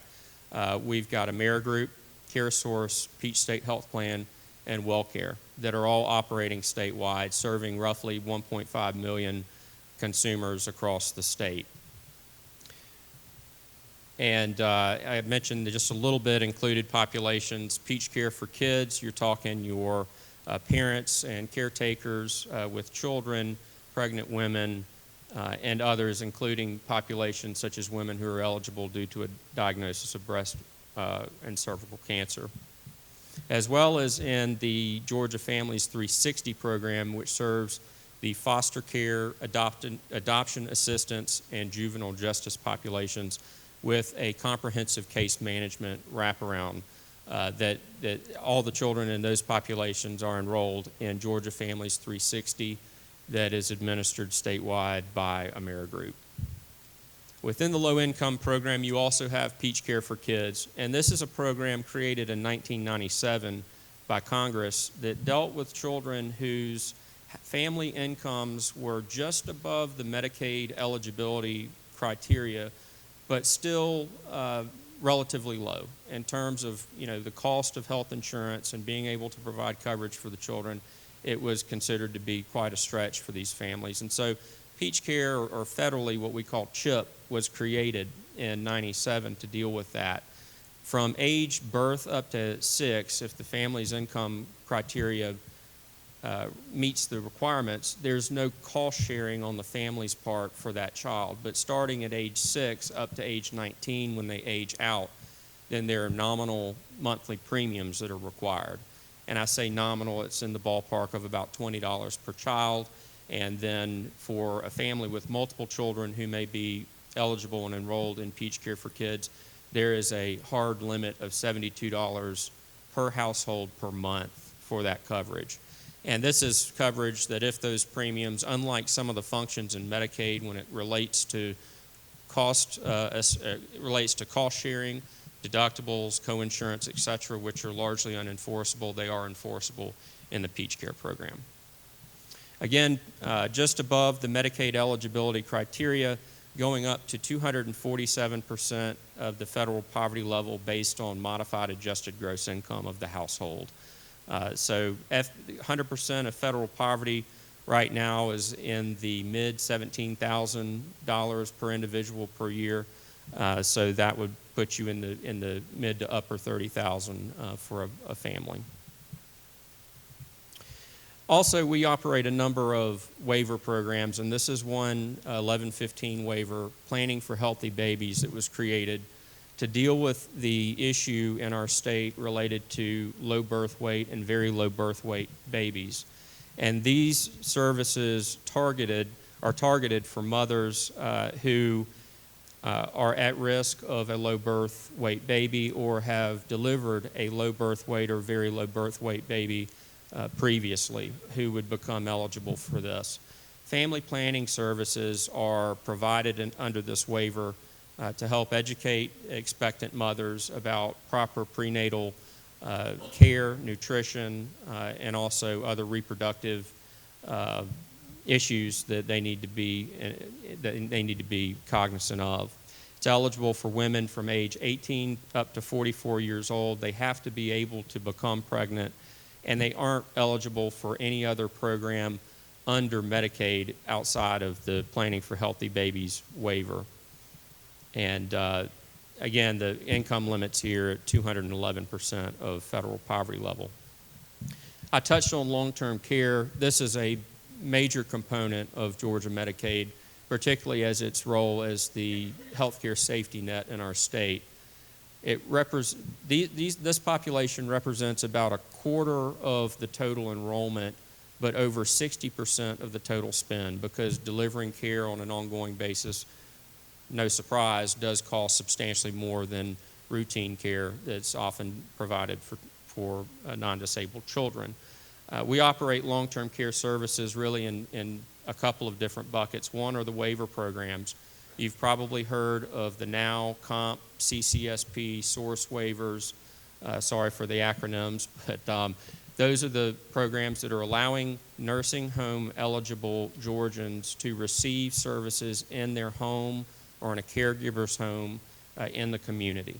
And there's a big focus both at the federal level and at the state level in accomplishing more of that, rather than what has happened historically, which has been to transition people into a institutionalized setting. So that's a big focus for us in ensuring there's capacity in those waiver programs to meet the growing demand. Also, nursing facility care, if that's where the venue where the care is most appropriate, certainly provide that. Hospice care, home health services, and then of course community mental health services as well. To talk a little bit more about the waivers, what they do, these waivers provide the core Medicaid benefit on a fee-for-service basis, and then include additional services like service coordination.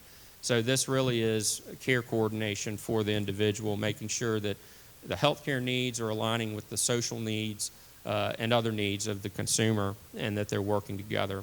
Personal support, like assistance with preparing food, home health services, which you may have an individual come into the home for an hour or two or a couple hours a day. Emergency response services like the Life Alert buttons that you've seen, I'm sure, on TV, and then respite care. So if you've got a caregiver living in home with a consumer, that there's an opportunity for them to be able to take a break every once in a while as needed. The other specific waivers, I mentioned these, but the elderly and disabled waiver, which is one of our largest, which was just the renewal was approved by CMS about 2 weeks ago, so we're glad to get that secured. That includes the CCSP, or Community Care Services Program, which is administered by us in conjunction with Aging and the Triple A's, the Area Agencies on Aging, is the care coordination component, and then the Source waiver, which is also another waiver that is focused on serving the elderly and disabled. We've also got the NOW and COMP waivers to provide services for individuals with intellectual and developmental disabilities, as well as ICWP and the GAP program, the Georgia Pediatric Program, to deal with medically fragile children, provide services for those families. And then the Katie Beckett waiver, which makes Medicaid benefits eligible to children who normally would and ordinarily would not be SSI, Supplemental Security Income, eligible. That's due to the family finances, financial status that would disqualify them for that. These are for very complex needs for medical care, and children need to meet a level of care need of a hospital or skilled nursing facility or intermediate care facility in order to qualify. This is to allow those families to keep a child at home and provide that skilled care in the home setting, which we certainly support that. I know I went through that exceptionally quickly, but I told you it was high level, and I would love to take your questions, Mr. Chairman, if there's time. Patty. Colleagues, please embrace yourselves. My question is relating to, can you help me understand why is life insurance policies a determining factor for eligibility for Medicaid? Because we've had several families to come in and make pre-funeral arrangements so they wouldn't have to, because their life insurance policies were hindering them from being able to keep their Medicaid. Mm-hmm. And so they just went on to relinquish those life insurance policies, but everybody may not be fortunate to do that. So can you help me understand that? Right. It gets very complicated, and I'll tell you the nursing home eligibility criteria is something in the 2.5 months that I've been in the job, I'm still struggling to get my arms around, and I'm just being completely candid with you there. Uh-huh.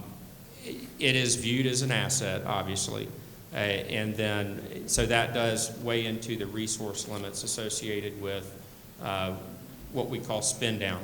So within a 5-year period prior to enrollment and eligibility, Medicaid's looking back, and this really is a DFACS issue too, because they're the eligibility processors for us. But long and short of it is, for the 5-year period before seeking eligibility for Medicaid, they're going back, doing a look back to see if assets were divested in order to become Medicaid eligible. It's not just a life insurance policy, though, is it? It's got to have a cash value.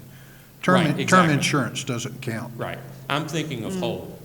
It's something that has a cash value to it, and some other instrument like that. Why don't I do this? If we can follow up, and I can get our eligibility specialists in touch, and I'll be glad to join as well. Let's look at some specifics and see if we can distill down at what the issues might be for you. Very good. Thank you. Thank you. Other questions? Darlene? Thank you, Mr. Chairman. I have a couple questions. One has to do with Katie Beckett. Is there an age limit where this will stop or start? I believe it's 19. Up to age 19. Right. Okay. And a couple questions about the long-term care, and I've had folks in my community that have had concerns about the care that several of the elderly are receiving. How is your program to follow up and to check on them? They might have someone at home. Are they really being cared for? That has been concerned of neighbors and other family members. Sure. So are these consumers in a skilled nursing facility? No, in a private home. They're in a private home. Mm-hmm. We certainly hold the vendors to account by that. I'll tell you that we can and are doing more in that regard. In fact, one of the major initiatives that we are undertaking right now is tremendously increasing the effectiveness of our quality and oversight unit within the Division of Medicaid. We have a requisition for a new employee to join the department, looking for an MD, if you happen to know one, to be our medical director and to lead our quality unit. We're also talking about expanding the quality unit, its oversight functions, what historically has been isolated to just the CMOs, to both the CMOs and the entire breadth of Medicaid to include waiver-based services as well as non-waiver-based services. So your concerns are heard loud and clear, and I think that as we are able to make progress in that regard, we'll see some tangible benefits. I do want to encourage it. We had a major, quote, raid in our community because it was someone just taking money and truthfully not caring for these folks at all. So please, I encourage that. Well, that actually spans a number of different jurisdictions, including our program integrity folks, and so we'll certainly coordinate with them as well. Tom McCall. Thank you, Mr. Chairman.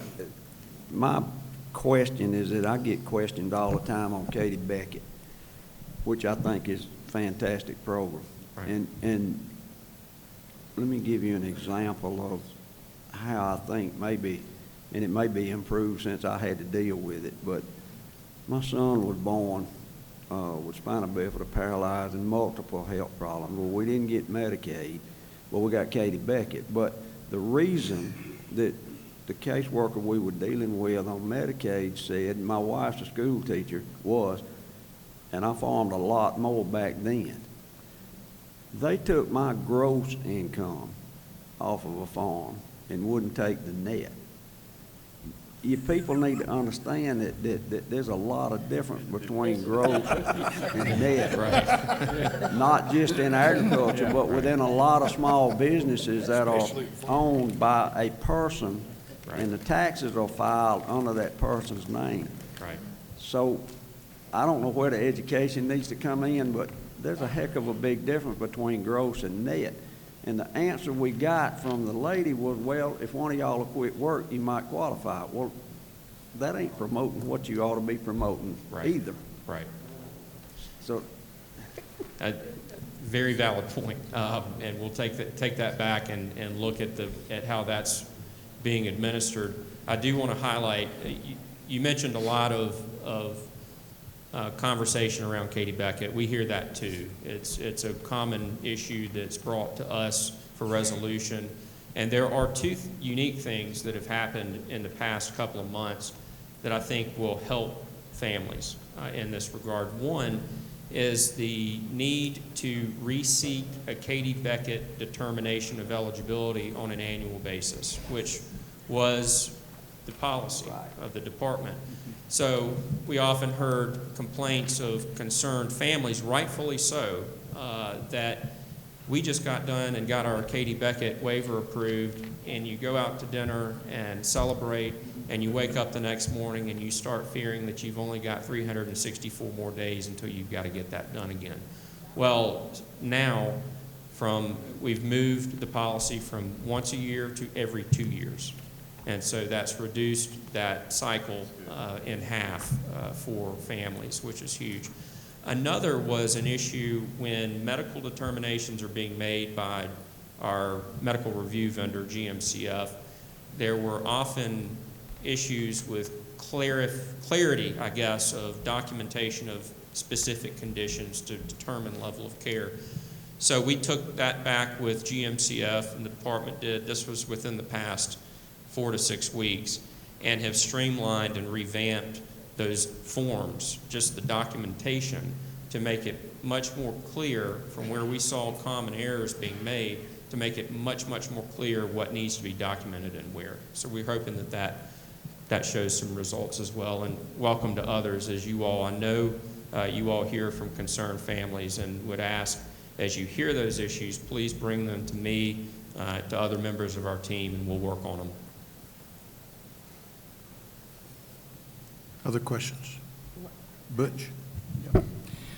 Blake, in part of your presentation there on the healthy babies, you mentioned about that, and if I'm recalling from memory, Georgia is probably near the bottom as far as the number of low birth weight children that we have and this sort of thing. That's right. Are you able to determine, or is there a correlation between, does most of that occur in urban as opposed to rural deliveries, or do you have any kind of breakdown along that line? I'm sure that we do, and I can get that information and bring it back to you, because we are tracking outcomes. We're actually required to do that, need to do it anyway, Right. but we're tracking the outcomes, and certainly geographic is a component of that. So I'll follow up with you and get that breakdown for you. Well, I know a lot of us have been concerned about prenatal care and OBGYN care and delivery in the rural areas. And I think we all agree if we can get better prenatal care, you're going to get better outcomes. And if you have a low birth weight child or a sick child, that can be a very expensive Exceptionally. Thing. So, absolutely. Thank you. Absolutely. Thank you, sir. Penny? I just want to thank you for what y'all have done with Katie Beckett, and Representative Scott Hilton has a working group that's been working with y'all, and thank Yes. you. And I failed to mention, and credit to Representative Hilton for bringing that to the department. It's great work. We appreciate it very much. Any other questions?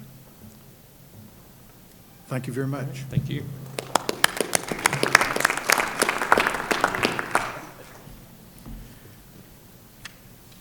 Our next presenter is Abby Cox, who's the Director of the Department of Human Services, Division of Aging Services. In this capacity, she administers a statewide system of services for older adults, their families, and caregivers. She works closely with other aging agencies and organizations to effectively and efficiently respond to the needs of elderly Georgians. Welcome. Hello, everybody. Thank you for having me. Thanks so much for the opportunity to present before you. Do I need to get the PowerPoint up and going?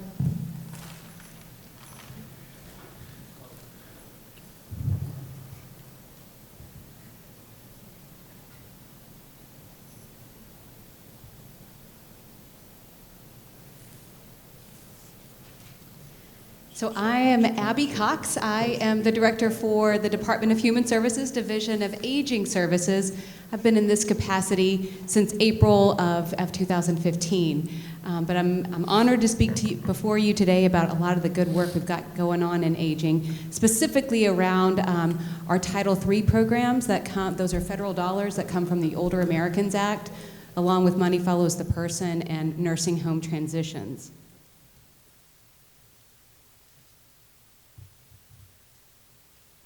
So the vision for the department is Stronger Families for a Stronger Georgia. And we have made a concerted effort with all of the divisions that we have within the department to make sure that we are all united and working toward that same common vision in all that we do. And you'll see in the presentation today that Title III program speaks specifically to that vision. So we will be talking again about Title III services. I'll go quickly through key definitions, eligibility, and targeting. I assume y'all will each have this presentation that you can go back and look at. I really did it for informational purposes. And again, then we'll go through Money Follows the Person and nursing home transitions. The nursing home transitions, I just want to say a word about. That is the one program out of all of these that we'll be talking about today that is all state dollars. So that one makes this one different. And the beauty of that is that it allows us a lot of flexibility and opportunities to be more flexible and also advance our state strategy. So many of you, I'm assuming, are probably aware of the Older Americans Act. That was established in 1965 as part of President Johnson's Great Society legislation. The services provided by the Act help older adults age 60 and older remain in the setting of their choice for as long as it is safely possible. The services provided include meals, nutritional counseling, in-home services, case management, caregiver services, and evidence-based caregiver programs. So these are some of the key definitions. Again, these are all out of the Older Americans Act.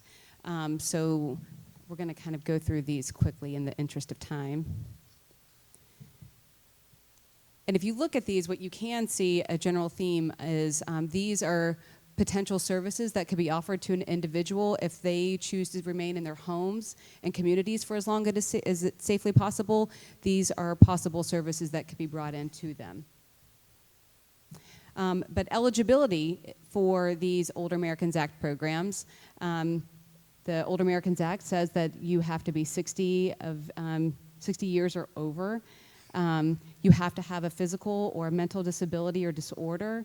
And you have to have trouble with the activities of daily living. And for those activities of daily living, those are bathing, dressing, grooming.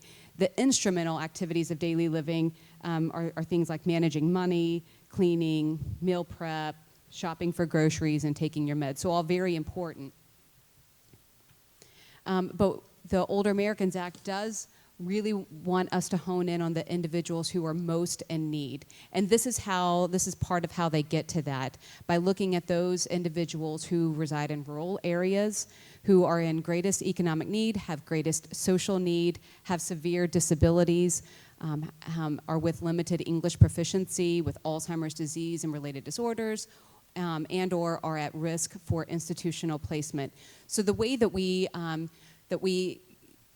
determine if one person is at greater need than another is through our assessments. We have evidence-based assessments that we deploy when talking to individuals that make sure that we're targeting the right individuals. There are a few of these that I think it'd be good for us to get a closer look at those. And that's, what does it mean to be in greatest economic need? What does it mean to be in greatest social need and at risk of institutional placement? So we'll take a closer look at those. So greatest economic need, the Older Americans Act says that this is the need resulting from an income level at or below the poverty line. So the federal poverty guideline is listed there. But for Georgia, for our non-Medicaid home and community-based services, you won't have cost sharing until you are over 150% of the federal poverty limit. So we have more flexibility with the individuals we serve. So what does that look like? So for a household of one, to be 150% over is 18. You can have a household of one and have 18,000. Household of two is about 24,000. Household of three is 30,000, and a household of four is almost $37,000 a year. And for greatest social need, we really want to target those who are living alone. Research tells us over and over again that social isolation is one of the biggest predictors of negative health outcomes. We see it's a confluence of so many issues. Oftentimes those who are living alone might be in rural areas where transportation is a problem, where we see a higher incidence rate of diabetes, the access to health care is poor. So we really want to look at those who are in the greatest social need too. So those factors that we're looking at here are those with physical and mental disabilities, the language barriers, and cultural, social, and geographical isolation. At risk of institutionalization, the way that we determine that is if an individual is unable to perform at least 2 activities of daily living without substantial assistance. Okay, so now we're going to get on to our Title III programs. So for the way that the Division of Aging Services works is this funding comes in through us, and then we contract out with our 12 area agencies on aging. So in state fiscal year 17, our total budget for Title III programs was $24,656,027. And again, that is contracted out through our 12 area agencies on aging. We have an intrastate funding formula that is used to determine the funding allocation for each of those AAAs. It's based on several factors, and we can talk about that later. But the majority of that weight is the number of individuals they serve. So not surprisingly, the metro area receives the largest amount of funding because they serve the greatest number of areas.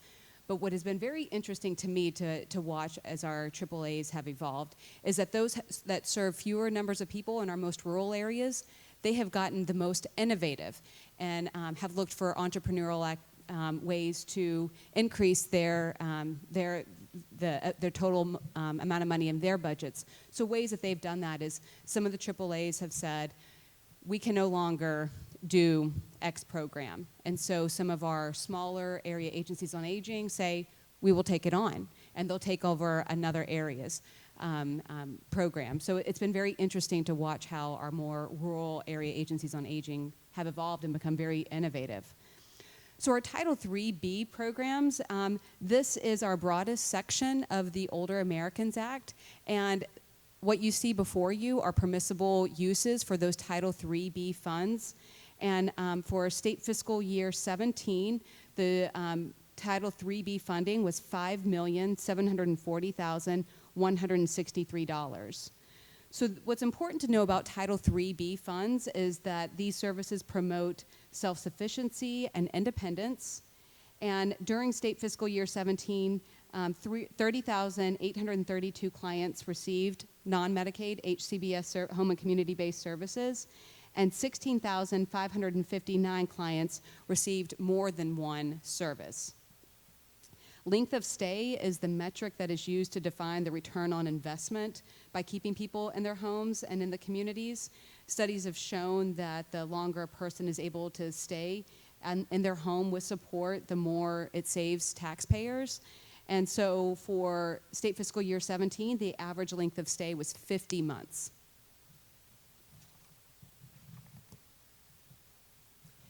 Title III-C is our congregate meals and our home-delivered meals.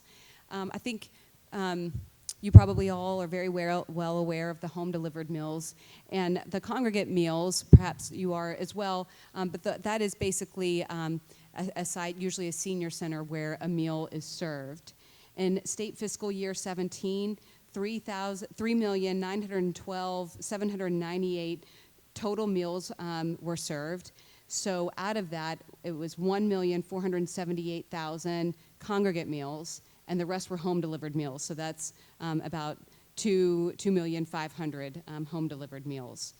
So for in your Title III-C funds, congregate meals is Title III-C1, and that funding in state fiscal year 17 was 9,798,000, and Title III-C2 is your home-delivered meals, and in state fiscal year 17, the total funding for that was 3,886,000. Title III-D programs are your evidence-based health promotion and disease prevention programs. In state fiscal year 17, we had just above $4 million in our Title III-D programs. And these are very interesting too. These are evidence-based programs that our AAAs, that our area agencies on aging work with local hospital systems, occupational therapists to deploy. And the goal of them, again, is to keep people in their homes and communities as long as it's safely possible. And what really speaks to that is we know that in Georgia we have a very high rate of individuals with a chronic disease. So we help them manage their chronic diseases through several educational courses that are evidence-based. We also have falls prevention programs. And in Georgia, Tai Chi is the program that really seems to be taking off. I remember Dr. Fitzgerald with the Department of Public Health when she was formerly in that position. She was very invested in Tai Chi, and it has taken off in our rural areas as well as our urban areas. It is a falls prevention program that seems to get a lot of participants engaged in it. Hospital transitions, this is a great opportunity for our area agencies on aging to work with local hospital systems.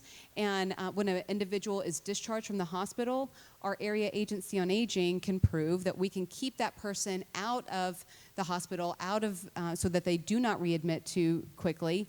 And the way they do that is wrapping them around with supportive services. So it's figuring out the right services at the right time. And that helps them transition to their homes and communities. And we'll talk a little bit now about the caregiver programs, which are our Title III-E. So this is the National Family Caregiver Support Program, and it was established in 2000, and it provides grants to states to assist family and informal caregivers to care for their loved ones at home for as long as it's possible. In state fiscal year 17, the budget for Title IIIE was $2,363,329. And these are the 5 types of services that are provided, but we'll take a closer look at this.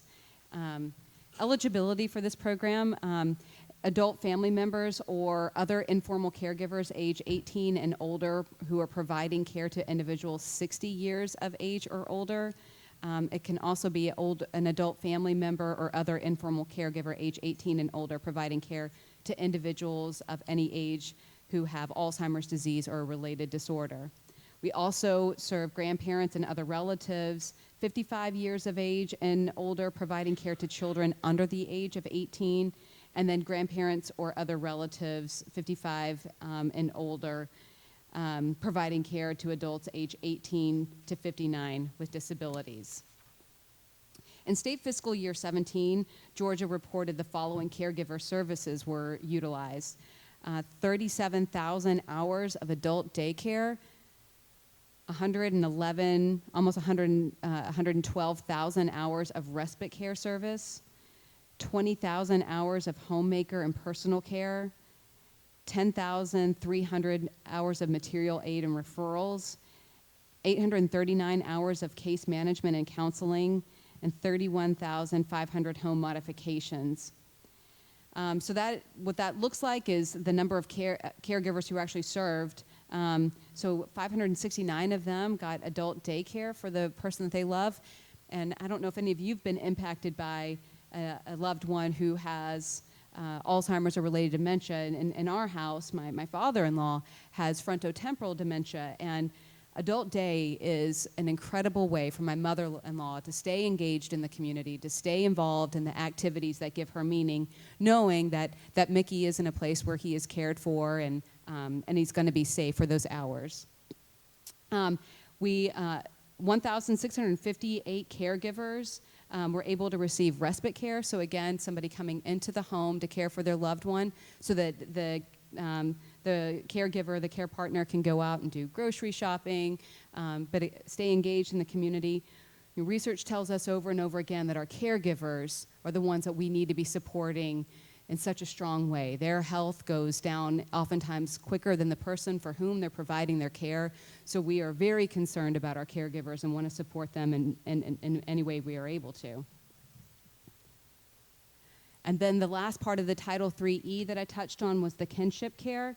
And we work with the Department of, within the Department of Human Services, we work with the Division of Family and Children Services in providing services to grandparents who are raising their grandchildren.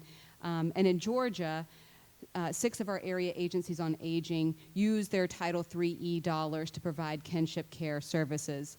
And those 6 area agencies on aging are the Atlanta Regional Commission, the Central Savannah River Area, Legacy Link, Northeast Georgia, Northwest Georgia, and 3 Rivers. So for a total, if we were to look at all of our Title III programs, I want you to know also that there is a wait list for our services and programs. So currently, there are 7,659 individuals waiting for 9,109 services.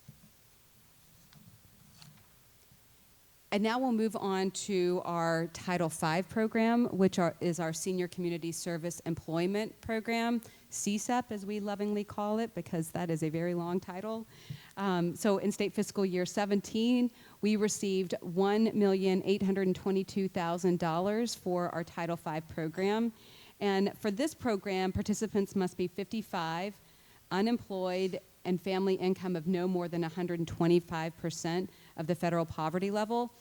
The intent of this program is to get individuals back out into the workforce where they might be at home and living in social isolation, but to get them out into the working community, build up new skill sets, so whenever they go into a site and they start taking on new duties, We subsidize a portion of their salary for X period of time, and then when that time is up, it is our hope that that site considers employing that individual full-time. If they don't, we still feel good that that individual has built up their resume, they have new skill sets that they could offer as they go out and hopefully seek new employment. So in Georgia, there are currently 887 Title V positions, and we manage this through sub-grantees.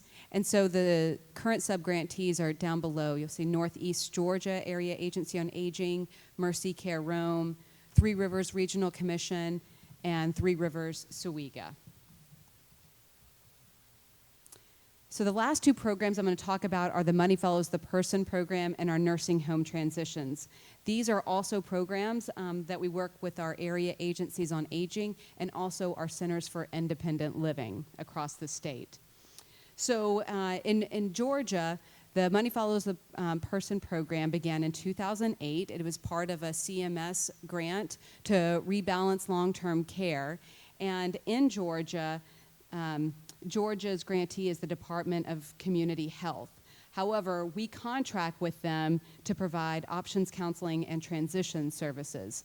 So the way that works, in each of our 12 area agencies on aging and our centers for independent living, they have an options counselor on site who is able to provide that options counseling to individuals residing in nursing homes who have expressed an interest in potentially returning back into the community to live. In Georgia, we have approximately 360 nursing homes that participate. And as you can imagine, we get a lot more people expressing an interest to move out than we're actually able to transition out. So in state fiscal year 17, we had just over 3,000 individuals saying, I want to go back out into my home and my community, and we were able to transition 218 of those individuals. And with this program, there are a lot of it's very regimented. Again, this is all federal dollars.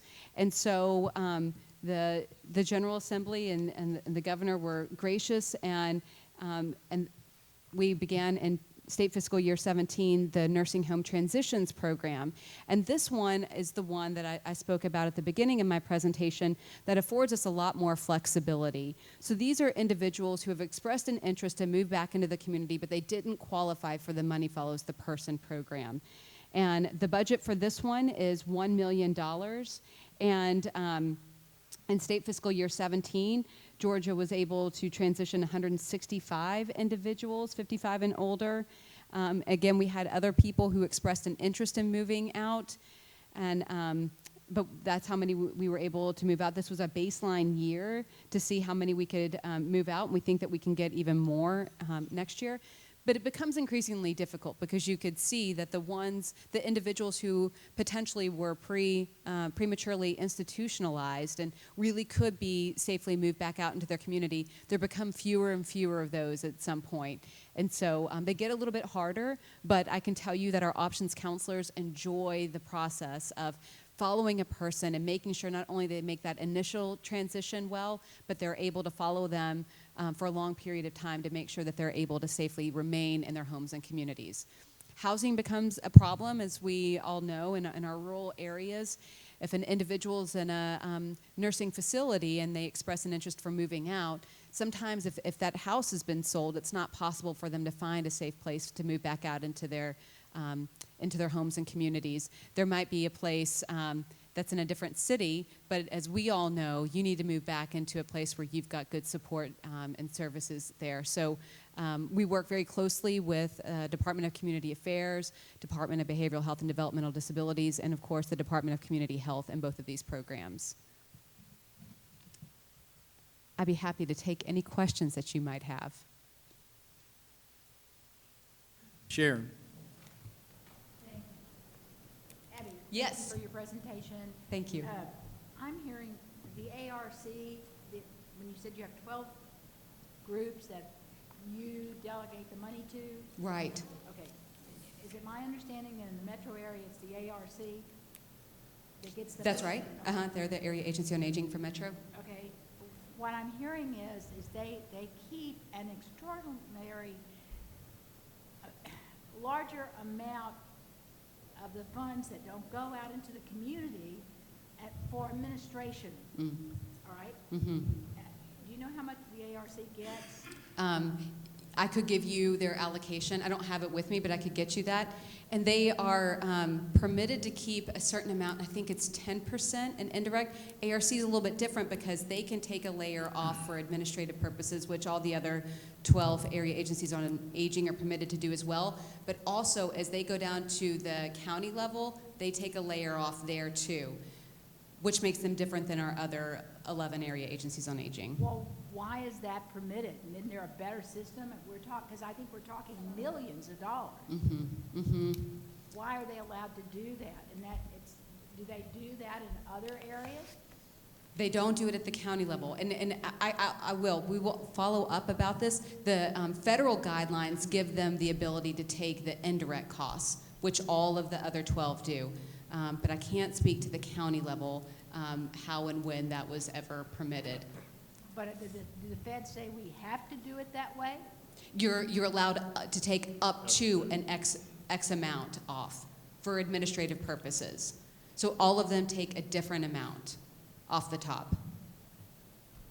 Okay, do we have on the state level some way to regulate that? Because, I mean, I'm not sure about how much, but because I've heard so much problems in the area of aging lately. But if the Atlanta regional area, is it possible that they could be holding back 40 million? Or is that maybe how much they get? They're holding a huge amount that's not going to the care of the That's not going to, elderly. right. Who negotiates that? The amount that they can take, and should we be renegotiating how much they can take if it's not going to care of people? So the regional commission decides how much they're going to take. So that would be under the Department of Community Affairs, I believe, oversees all of the regional commissions. Somehow, it seems like there ought to be a better way. But doesn't the federal government set the cap on what that percentage can be? There is a cap. Yes, there is a cap. It's not the state, it's the feds. It's the feds, that's Right, correct. okay. Thank you. Ms. Penny? Did you say that this goes to the regional commissions first? So Do they get a cut on of it first? And then somebody else gets a cut? Well, so for we have 12 area agencies on aging. Yeah. 2 of them are private nonprofits, so this is not the case for them. All other 10 reside within a regional commission. So Okay. in that case, yes. In all of those, the regional commission is permitted to take the cut off the top. Okay. Yes. And so that it comes under that? That's They don't- right. They don't get a cut first and then administer it out? Let's see here. So the funding comes to them, they can take a cut, and then the rest of it goes out for services. And they take that cut for administrative purposes. Yeah. Clay? Thank you, Mr. Chairman, and I appreciate the questions relating to the work that we do with our elderly, and before with our kids I mean, it's so important that we help those that can't help themselves. But the questions that we had, I think, are foremost in our head because it's our money that we're spending, and we want to be a good steward of the money that we are given in looking after the aging population. If more is taken out for, and I don't know, but if the Fed set a max that you can't go over 10%, I would estimate that almost all of them will be pretty doggone close to the top. I don't know that for a fact, but you probably do, but I bet it's close. One of the programs you mentioned regarding help for the respite care for families that are looking after, and you mentioned 7,659 are on a waiting list. Right. Is that correct? That is correct, yes. So we have 7,700 families on a waiting list to receive help in caring for their loved one. That is correct, yes. So how long would it take? So if I'm number 7,700 that's on the list, and we're working with a fragile population, and I don't know, you know, and most everyone here has helped look after a family member that is that needs additional help. Right. If I'm number 7,700, 10 weeks in a row working with my grandfather is a long, long time. It's precious looking back, but sometimes you do need help. Yeah. How long would it take Yeah. me to get up to the top of that list? Yeah, well, I really appreciate this question because I struggled with this too when I came in, that we had these enormous wait lists and I want to make them meaningful. If I'm on a wait list for something, in my head, that means I'm going to get this service. And so we have now done a tiered approach to our wait list so that the tier 1 individuals are individuals that area agency on aging will serve based on historical data in the next calendar year. So that's going to help that individual that they know based on all those factors that I mentioned earlier. You know, we've got serving those most in social need and economic need. Those are going to be the factors that make you rise up to the top. So if you know that you're on tier 1, you know that in a year you're going to get that service. For tier 2, we have people who remain on those wait lists for years. And the reason for that is several. Some of the services are more expensive than others. You know, home delivered meals, those are going to be your less expensive services. Why are the home delivered? And that was another, if I may. That was another question I was had. about to ask the same question. So, of the 3.2 million meals Right. that we serve, and I think it's a great program. Yeah. There is, and I can't remember the numbers. You're going through them pretty quick, and I'm sorry. but it's almost, if it was half and half, is it half and half communal? What did you call it, communal? The congregate meals. Congregate. The congregate meals are more expensive than the home delivered meal. Why would the congregate meals be twice or 3 times more expensive than the home Than your delivered? home delivered meals. That is crazy sounding. Yeah, yep. And so the congregate meals, it's difficult because we want to combat social isolation. So we want people to get to these senior centers. But yes, the meals are more expensive there, so it's less expensive for me to serve the individual if I deliver them a home delivered meal, but then I'm not getting them into the site where they can socially interact. But why would it be more? It looks like when I grab a bunch of folks and they come to the house, and I serve them at the house, the cost per person goes way down. Right. It just appears that if I am having to get in my truck and deliver each meal to these people, that it would be more expensive. It just floored me, and I said I had that wrong.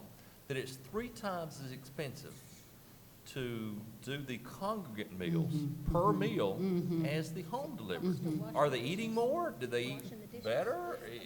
Right, so with the congregate meals, and this is actually an area that we are also taking a close look at, you're ordering a large bulk of food, obviously, to prepare that, and it's a hot meal. And many of our meals that go out to our individuals who receive a home delivered meal, many of those are shelf stable. They're frozen meals, so you're able to portion control better than you could with a congregate meal. What we've noticed at the congregate meal sites is the amount of waste, amount of over-ordering being done, which of course drives up the price. So we have implemented this What a Waste project that's going into congregate meal sites across the state right now. We're hitting every area of the state. And what it's doing is looking at the amount of food that never gets on the plate of an individual who is there. And so measuring that so we can get dollars and cents. How much is that senior center over-ordering? And then the second thing that it does is instead of just throwing all of that food away, we are scrapping it and we're composting it and building community gardens. So we're trying to get the individuals who come to that senior center really engaged in this process. But at the same time, we're talking to those meal sites about ways that they can plan better. Some of those are doing an RSVP system, which seems like a no-brainer, but many of them don't have it. They just order based on historical averages, but those historical averages haven't maintained and haven't played out to be true. So there's a lot of over-ordering that is being done. I'd be happy to get back with you too, with our nutrition folks and find out 3 times the cost why exactly that is. Those are the issues I could speak to. Thank you. I appreciate your questions. Actually, if I'm doing the math correct in my head, it's well over 3 times, because you said about 1 million were congregate meals, so that leaves about 2.9 million that were meals delivered, Meals on Wheels. So you're looking at almost $9.80 per meal. In congregate, we're looking at individuals, it's a little over $1 a meal. So it's substantially It different. is But substantial. anyway, we're probably getting a little off track on all. These are great questions, No. and I can go back and research more and give some answers back. That's a very fair question, yeah. Sharon, Well, Abby, I'll give you another one, because I think we need to look at it. If we have nonprofits in 2 areas that are taking the money and they don't take that much money off the top, I think I'd like to know what the law says, and I know the chairman said that there's a maximum they take. I want to know what each area takes, please, and how we can renegotiate or move it somewhere in the metro area, which is the largest consumer, to some groups where they won't take that money. And when we can do that, are we contracted with the ARC forever, or is there negotiation room? I'd like to know this Okay, question. I can give you more information. Because It is it's millions of dollars that are going for administration, and they do nothing with it except get the money out, as far as I can tell. And I would like to see it go to the seniors, because it's so needed. Okay? Okay. Tom? I kind of want to follow up on what Sharon and Clay were asking on these commissions that get up to 10% off the top of what comes in. Is that the way I understood what you said? Yeah, and I'm going to have to provide greater clarification on exactly how that language reads from our Older Americans Act. But yes, they are permitted per the Older Americans Act to take money off of the top for administration. Without a cap? Oh, no, there is a cap. No, there is a cap. But it's a 10% cap, but if it's $1 million one time and $3 million the next time, it's still 10% of those numbers that are not getting back to the people that need to be served by. Right. You understand what I'm I do. The point is very well made. That's dollars that could be spent on services for serving the people that are most in need. Yeah.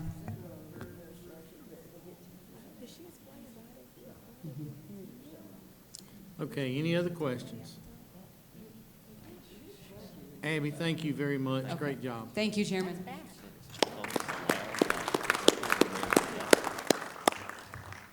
Okay, our next presenter is Dr. Laura Jacobson, and she's coming to us from the Department of Public Health, and actually is the Director of Health Promotion. Going to talk to us a little bit about women, infants, and children, and Babies Can't Wait. And she is board certified in pediatrics as well, so she knows of which she speaks. Good afternoon. It is, first of all, an honor and a pleasure to be here with you today. As he gratefully mentioned, I am a pediatrician. I'm also an epidemiologist, and I've been honored to be with the Department of Public Health now for about the past year in the role of the Director of Health Promotion. I've been asked to speak to you today about 2 different programs, and I'll keep it high level and I'll keep it short, and very much I'm looking forward to your questions. Both of these programs are federally mandated. One is Women, Infants, and Children, and the second one is Babies Can't Wait. Now there's some similarities and some differences, so I'll walk through each verbally with you. So starting with Babies Can't Wait, this is a program that is near and dear to my heart. It's been around since 1986, and it is a federal program. It is mandated by the Individuals with Disability and Education Act, or IDEA Part C. And what it says, that law says, is that every child, regardless of income, if they qualify for this program, have access to services from age 0 to 3. Now, let me clarify that really quickly, because some people say 0 to 2, 0 to 3. What it means is 0 until the day before you turn 3 years old. Children who qualify for this program come through one of 2 different routes.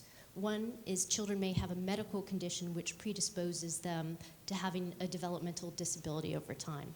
So, for example, Down syndrome, prematurity would both be enrollment criteria for this program. And the other way that you can qualify for this program as a child is someone who has a demonstrated developmental disability, for example, with speech or physical delay. And as you know, pediatricians routinely screen for these things and can refer children into the program. I think the thing that's so wonderful about this program is it allows for early intervention.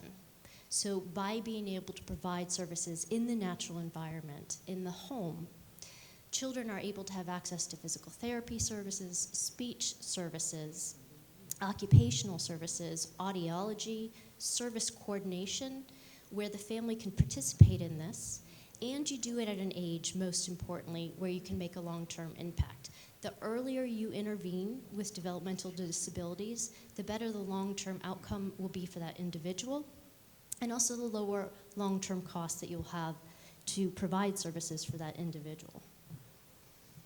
It's a broad-ranging program, so we reach, at any one point in time, we have about 9,000 children enrolled in Georgia, but that's 17,000 children per year who are served. That is a very large number of children. And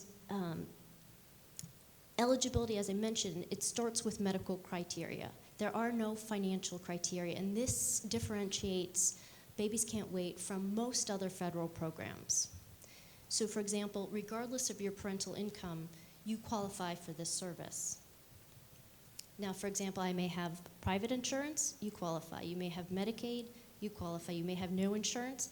All those children, if they meet those medical criteria, will need to be served by this program.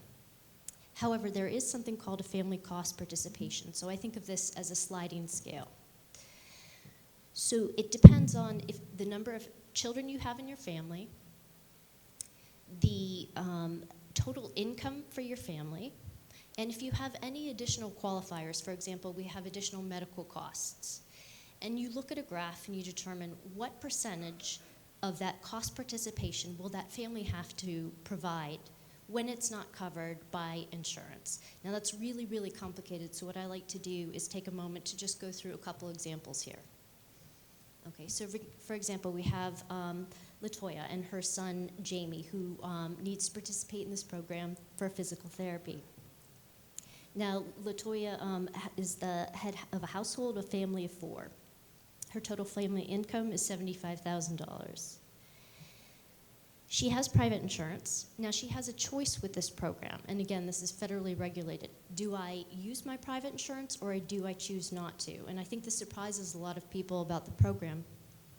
The reason that's important is people may choose because it will decrease their cost of participation. People may decline if they're concerned about their long-term deductibles going up or long-term caps. So in this case, Latoya chooses to use her private insurance and release her information. And so those services that are covered by that insurance will be fully covered. So if she has a deductible on the side, Babies Can't Wait will cover that deductible. So for example, however, let's say he needs a specialized speech therapy which is not covered by this private insurance. Then Latoya and her family will be responsible for 25% of that remaining cost. Let me give you a different example. Let's say Janine and her daughter Laura have a family, they're part of a family of 2. Her income is $25,000. She'll have a family cost share of 5%. She's currently on Medicaid, so the Medicaid will cover any of the covered services, and if it's not, then she has that remaining 5% to pay. So just to summarize this program really quickly, 1, nationally mandated. 2, it impacts 17,000 children in Georgia per year. 3, our population's growing every year, And we can't turn down children, so the resources are becoming more and more constrained. And I'm proud to say we'll be adding autism to the services that we provide at home. However, that's also going to further constrain the resources. And we are a payer of last resort, but families do have that choice whether or not to use their either private insurance or their state mandated, their state insurance. And finally, there is a family cost participation, which may slide from 0 to 100% depending on family income. Now I'm going to move on to WIC because I think it's a very different example. I'll keep it again very high level because I want to be able to answer your questions. This program's been around a little bit longer, since 1974. This program is specifically designed for women, infants, and children who are either pregnant at the time, postpartum, up to 6 months, or if they're breastfeeding, you go up to a full year, children ages 0 to 5. Now, if you fall into that category and you have a nutrition risk, whether that is poor diet, anemia, pregnancy itself can require higher nutritional needs, then you will qualify for this program if you're also 185% of the federal poverty guidelines. I think most of you are probably familiar with what this program provides. It provides, number one, food benefits, which are highly nutritious. 2, it provides important education for both the mothers and their families. And then finally, what most people are surprised by is that it also provides referrals. It's kind of a safety net in many ways for pregnant women to make sure that they have a primary care physician, make sure that their child has been to get their immunizations. There is no cost share with this program. If your finances change, then your eligibility for the program would change. Otherwise, once your entry is based strictly on clinical criteria, again, your age, your nutritional risk. So I'm going to go ahead and stop there because I'd love to be able to answer your questions and talk to you about what you're interested in those two programs. Yes? Patty? Thank you, Mr. Chairman. When we were in Meadow, Georgia, I remember asking this question to Dr. O'Neill about immunization at local health departments. Yes. One local health department in my district cannot process insurance, but another health department in my district can accept insurance. So I just trying to get a better understanding of why is it that way, and I still need an answer to that question. Can you help me with that? I can certainly help you with that. I'm not responsible for immunizations Okay. within my division, but I will certainly reach out to the affected area. Can I get your information so Sure. I can I'll make give you sure a to card follow? afterwards. I'd be happy to. All right, thank you. No, thank you. Anybody else? Thank you very much. That was too easy.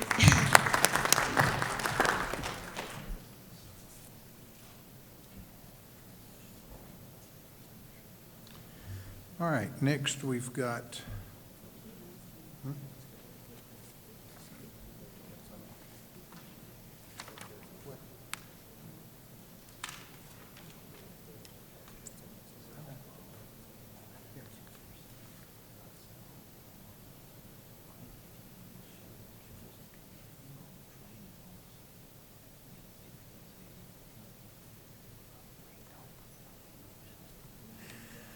all right, next on the agenda is Aspire, which we've had a cancellation on that, so we're at CareSource, which is Jason Anavatarte, Karen Van Zant, Wesley Newsom.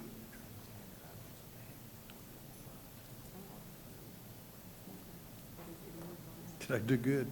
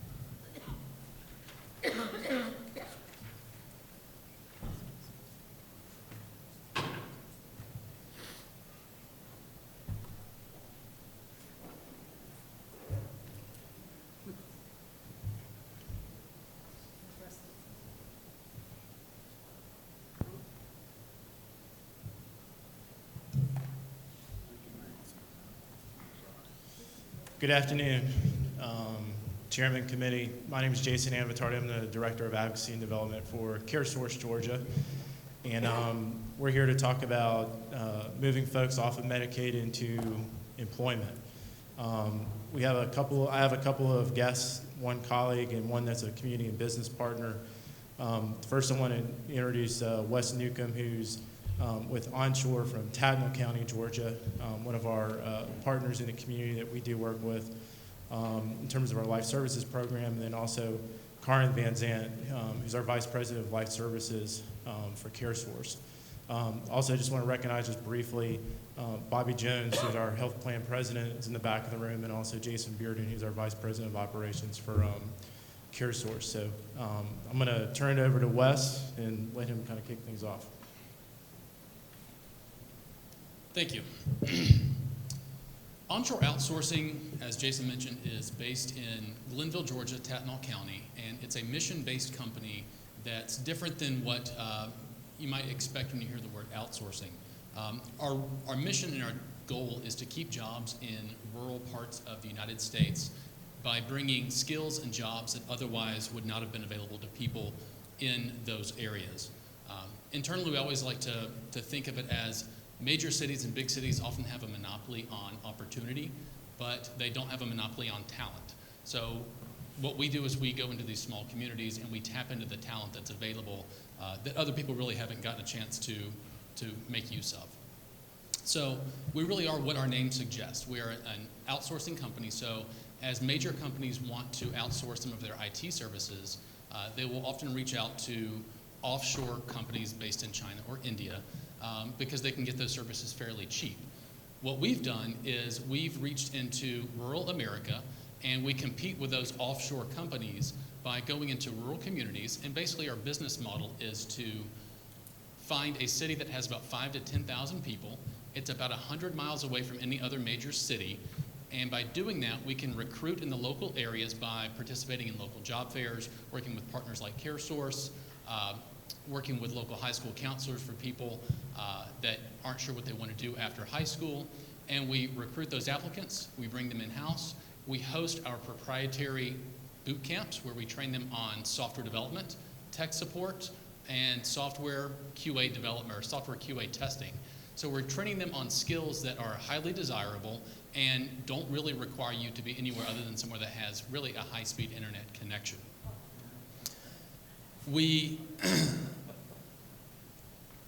The reason a lot of companies choose us, even though we're often not immediately cheaper than some of the offshore options in China or India, is because of things that really would frustrate those people once they go offshore.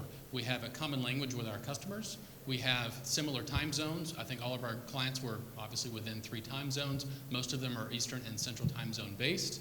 We have a cultural familiarity with what the products are. So a lot of our companies, most of our companies, are all really American-focused companies. And if you move these types of products to an offshore company, you often don't have a team that really understands that. So one of our clients is Panera Bread.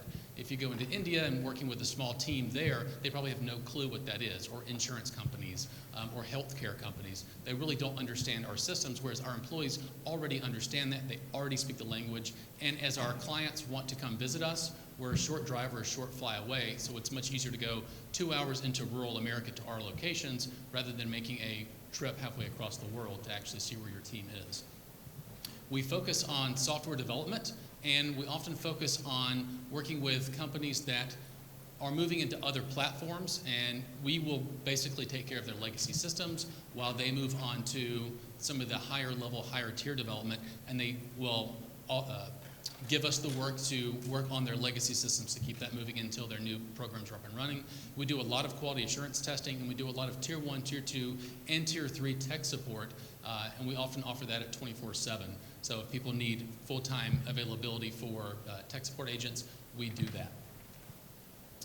Our locations are, we have a location, we say it's Atlanta, but it's really Duluth or Johns Creek, Georgia. We have our Glenville, Georgia office, which has about 100 employees working out of it. And then we have a Macon, Missouri office, which is about 2.5 hour drive west of St. Louis, or 2.5 hours east of Kansas City. So it's in another rural community in the United States, and we are growing our Georgia-based location as well. So you can see this is a list of the companies that we work with, and these aren't small companies. This isn't a mom and pop type of operation. We work with major companies that don't want to take the social hit by saying they've sent jobs overseas. They like the ability and the idea of saying they've kept jobs in the U.S., their clients can reach out to us, their development teams can reach out to us, their agents that they work with can reach out to us, and they're getting an American person on the phone or doing the development. So everything stays consistent with them. And you'll notice some of these companies are also Georgia-based. PeopleNet is, I believe, in Sandy Springs. We've got Pulte Group. We have CareSource. So we've got a lot of Georgia-based companies as well, and also some that are nationally known. Companies like Nike, I'm sure everyone's heard of, Panera's heard of, AARP, we do a lot of work for them, and Schneider Trucking, the big orange trucks that you see going down the interstate. If they ever have a issue with their in-cab communication system and they call for tech support, it's our people in either Macon, Missouri or Glenville, Georgia answering the phones to help them with that. So because we are mission-based, it's great to see some of the lives that we've actually changed along the way in the way that we do things. So in our boot camps and in our recruiting efforts, we're reaching out to local people that might have otherwise been working at the local chicken processing plant. Nothing wrong with that, but maybe not the most glamorous job. Or they may be working at fast food or some of the small retail locations or the gas station in town. Because we're there, we're able to reach out to people, and examples on here we've got Farron Smith. She was homeless when she was younger. Her family owned a shipping boat, and that's really how they made the money that they had. And she was, I think she found us through an ad that we had in the local newspaper, and she came in and she went through our software development boot camp. She's been with us for several years now, and she's trained on .NET development and C#. She has transferable skills, making a great salary, full benefits. I think she was originally on Medicaid, but now she is fully on our insurance plan. So it's a great thing to see this happening. I have on here the Rankin family. It's 3 sisters that are all about the same age, in their mid-20s, and they were working at the local McDonald's. Not a lot of future. They weren't going to leave town. That's where their family's from. They have a lot of local ties there. And one of them does tech support, one of them does QA, and one of them does software development. So we've changed that family and potentially even changed their family tree by giving them opportunities that they can stay in their local community and make good money, or they can expand out to another city and they have transferable skills that really work well for them. We're involved in our local community. Our facility in Glenville is actually a vacant piece of real estate used by a local technical school. It went below the threshold for the number of enrollees that it needed to have in order to stay functional. So we're now renting that, so providing income to the state that they otherwise wouldn't have, while also being right in the middle of the community and giving that piece of real estate a nice facelift as well. And literally about 3 hours ago, as we were coming into here, I got an update on one of the programs that we're doing with CareSource in their Job Connect portion, in that they and Onshore combined had a joint recruiting effort where they reached out to thousands of their Medicaid recipients, and we had a job fair at our Onshore location in Glenville. And I'm proud to say our first hire from that job fair will start on Monday.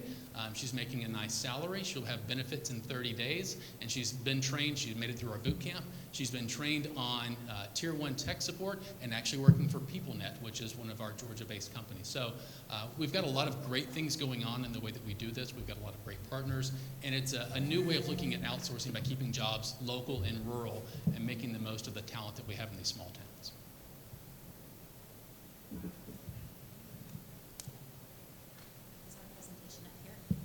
Good afternoon. How are you all? I'm just going to switch presentations here real quick. Nope, that's not me either. My name is Corinne Van Zant. I'm the Vice President of Life Services at CareSource. And I'd like to talk to you a little bit about the project that Wes just referenced, which is our Job Connect program. About 3 years ago, I joined the CareSource team in Dayton, Ohio. My background is social work and community development. I've worked for about 20 years working with low-income individuals across the country. And where that passion and drive comes from is I myself was a recipient of all federal welfare benefits. I understand what it means to have to sign up for these benefits and put your whole life out there in a story, and what it means to be told that you might be $20 over the limit to be able to receive benefits, or because you own a car, you're not eligible for certain things. And I understand also what these programs are doing to try and help create that safety net and a level of stability for millions of Americans, and just how difficult that really is. So 3 years ago, CareSource asked the question of, beyond being a managed care, Medicaid managed care organization, what might we do to be able to help our members to achieve greater stability and greater health outcomes on the road towards well-being. And as we held focus groups with members across the state of Ohio, what we found is the number one answer that came from our members had really nothing to do with traditional health care, but had everything to do with help me find a job.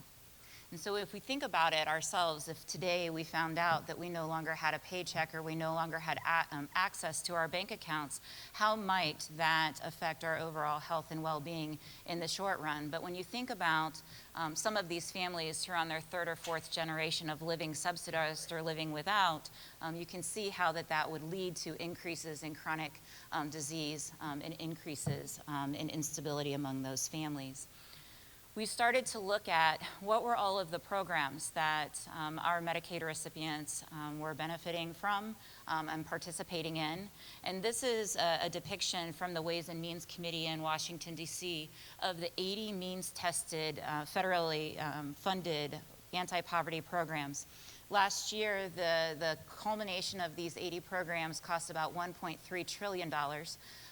And not really any one of these programs have an outcome or a mission to actually move people out of poverty. Many of them are very programmatic based in providing services to individuals. But what you'll notice most, and what I like from this chart, is you'll notice the white space in between these 80 programs.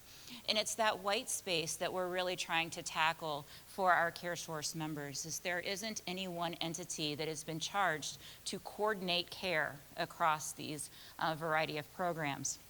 And so we want to take this structure and we're starting to coordinate what it looks like for a CareSource member here in Georgia.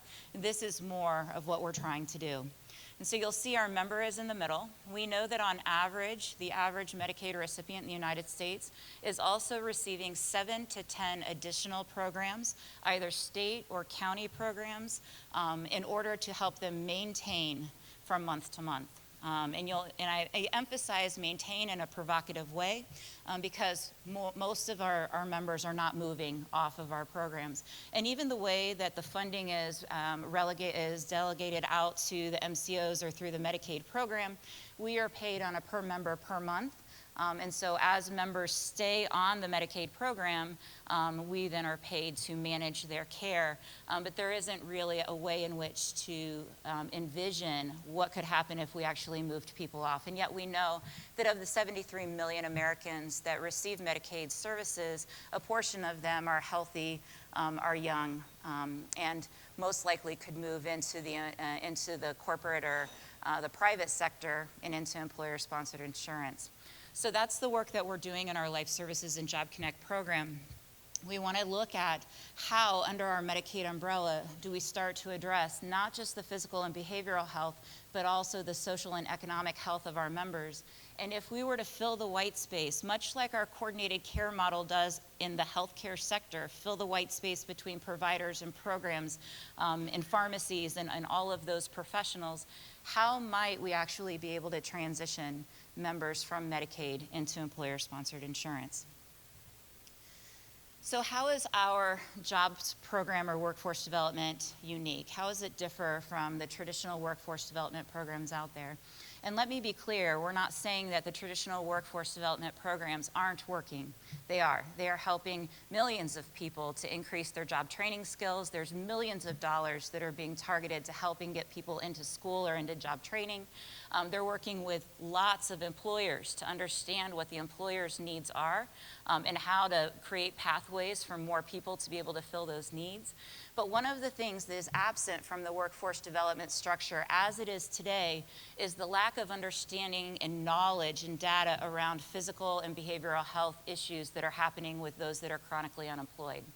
And so that's data that we have as an MCO and in the Medicaid space. We know what is happening from a physical and behavioral health perspective with our members, and it is much easier for us to bring the social services data, education data, workforce data in underneath our umbrella so that we can get a complete and comprehensive picture of what's happening with our members, what's happening with their kids, and how we might be able to help connect them with the right resources in the community so that they can actually take positive steps to move forward. That's the work we've been doing since 2015 in Ohio, and that's the work that I'm really proud to say that we started here in Georgia in July.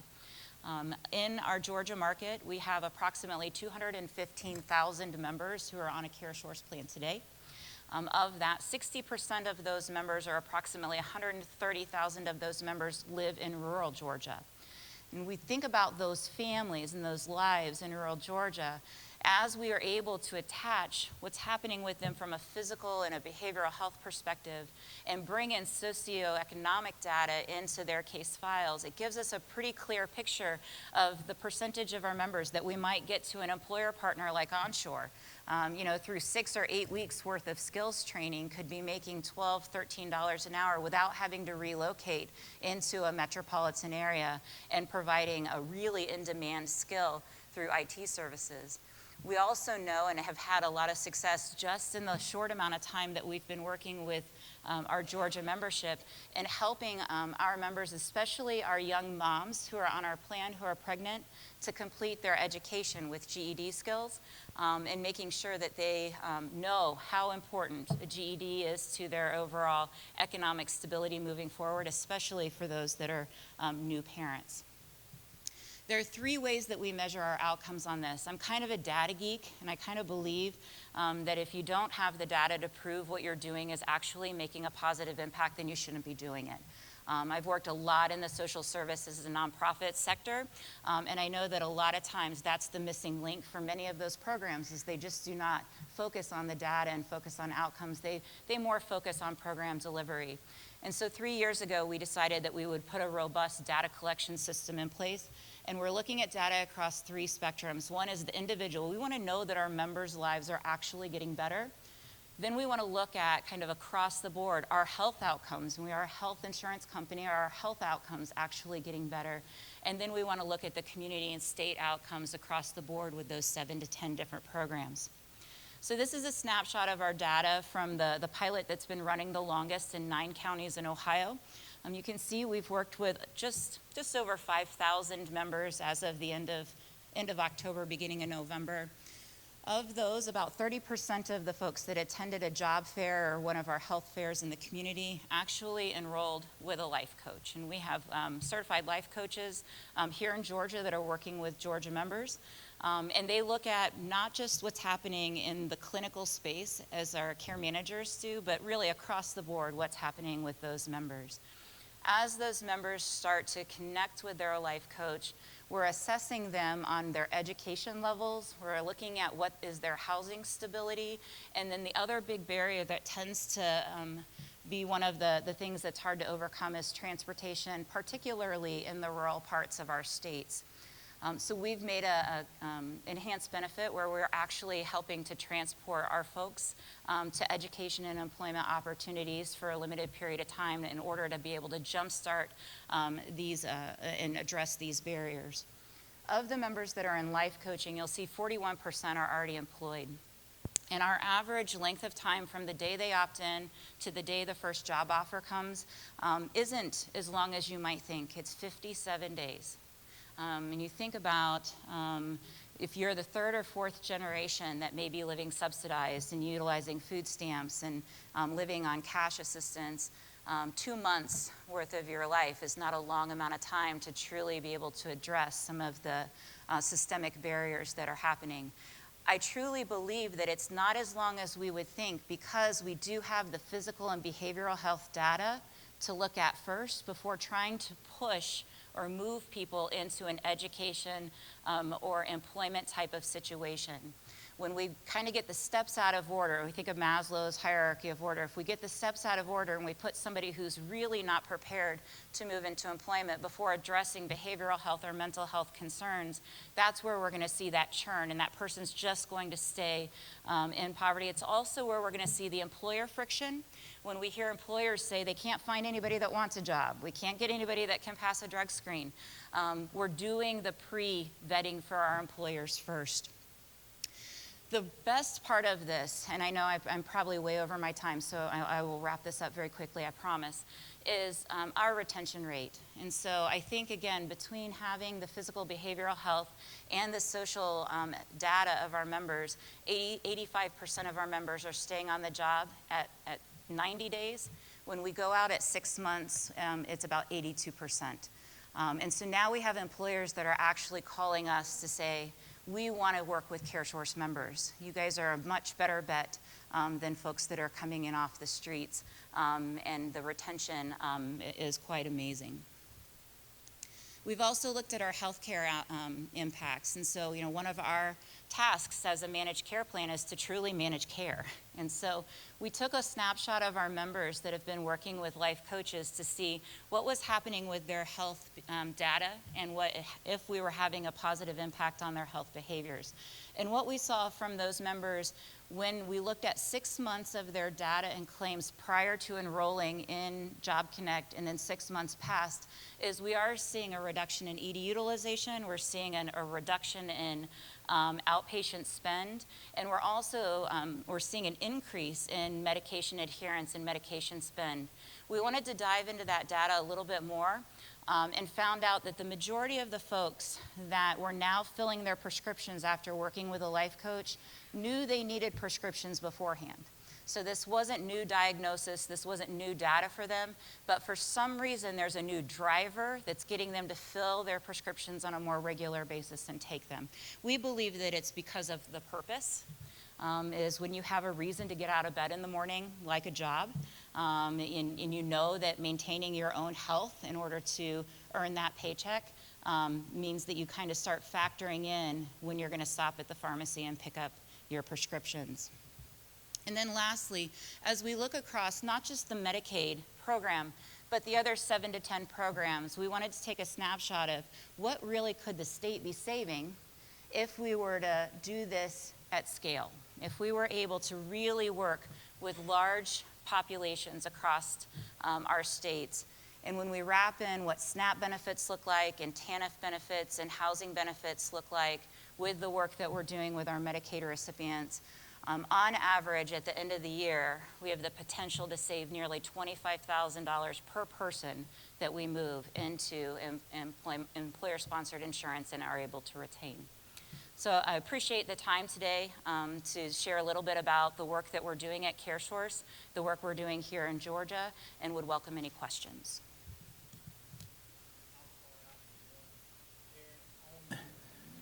On your RX spend that you're seeing go up and utilization, are you finding though, even though those numbers have gone up, that the overall cost per patient has come down because they're not using EDs and are they paying attention to what they're supposed to be doing? Absolutely. We are seeing that. Of course, our data, needing that whole year plus claims run out in the short amount of time we've been running, we run this data every 90 days, but that is definitely the trajectory that things are going in with the short amount of time that we have. What we also know is, and you'll see some of the sources under the slide in your packet, is that overall, regardless of where the person is now, as they adhere to medication therapies and as they adhere to more wellness behaviors, the long-term spend for them is going to come down regardless if they're on Medicaid or employer-sponsored insurance, because they're demonstrating healthier behaviors and they're more engaged in their overall health care. Other questions? Other questions? So how do your members find you? Yeah, that's a great question. So as members sign up for Medicaid and either choose a plan or assign to a plan, it's in all of our member enrollment information, the Life Services and Job Connect program. It's also part of our member portal. We do have a member app for CareSource members, and it's right there that they can connect directly to a life coach through the member app. And we are just in the process of pushing out information to our members through newsletters, through social media, through our job fairs with our community partners. In addition to onshore, we also have 37 other employer partners who have signed on with us in the last 7 months to do intentional recruiting through the work that we're doing with our members. And where does your funding come from? That's a great question. And so while it is an enhanced benefit for our Medicaid plan, our original funding, it was self-funded. We decided this was something that was important to do, and we have been funding it ourselves. We have been offsetting costs in some of our other markets with partnerships with workforce development and the legislature in Ohio State funds that were specifically set aside to look at unique ways to wrap workforce development and healthcare in together. Penny? Okay. Any other questions? Thank you very much. Thank you so much.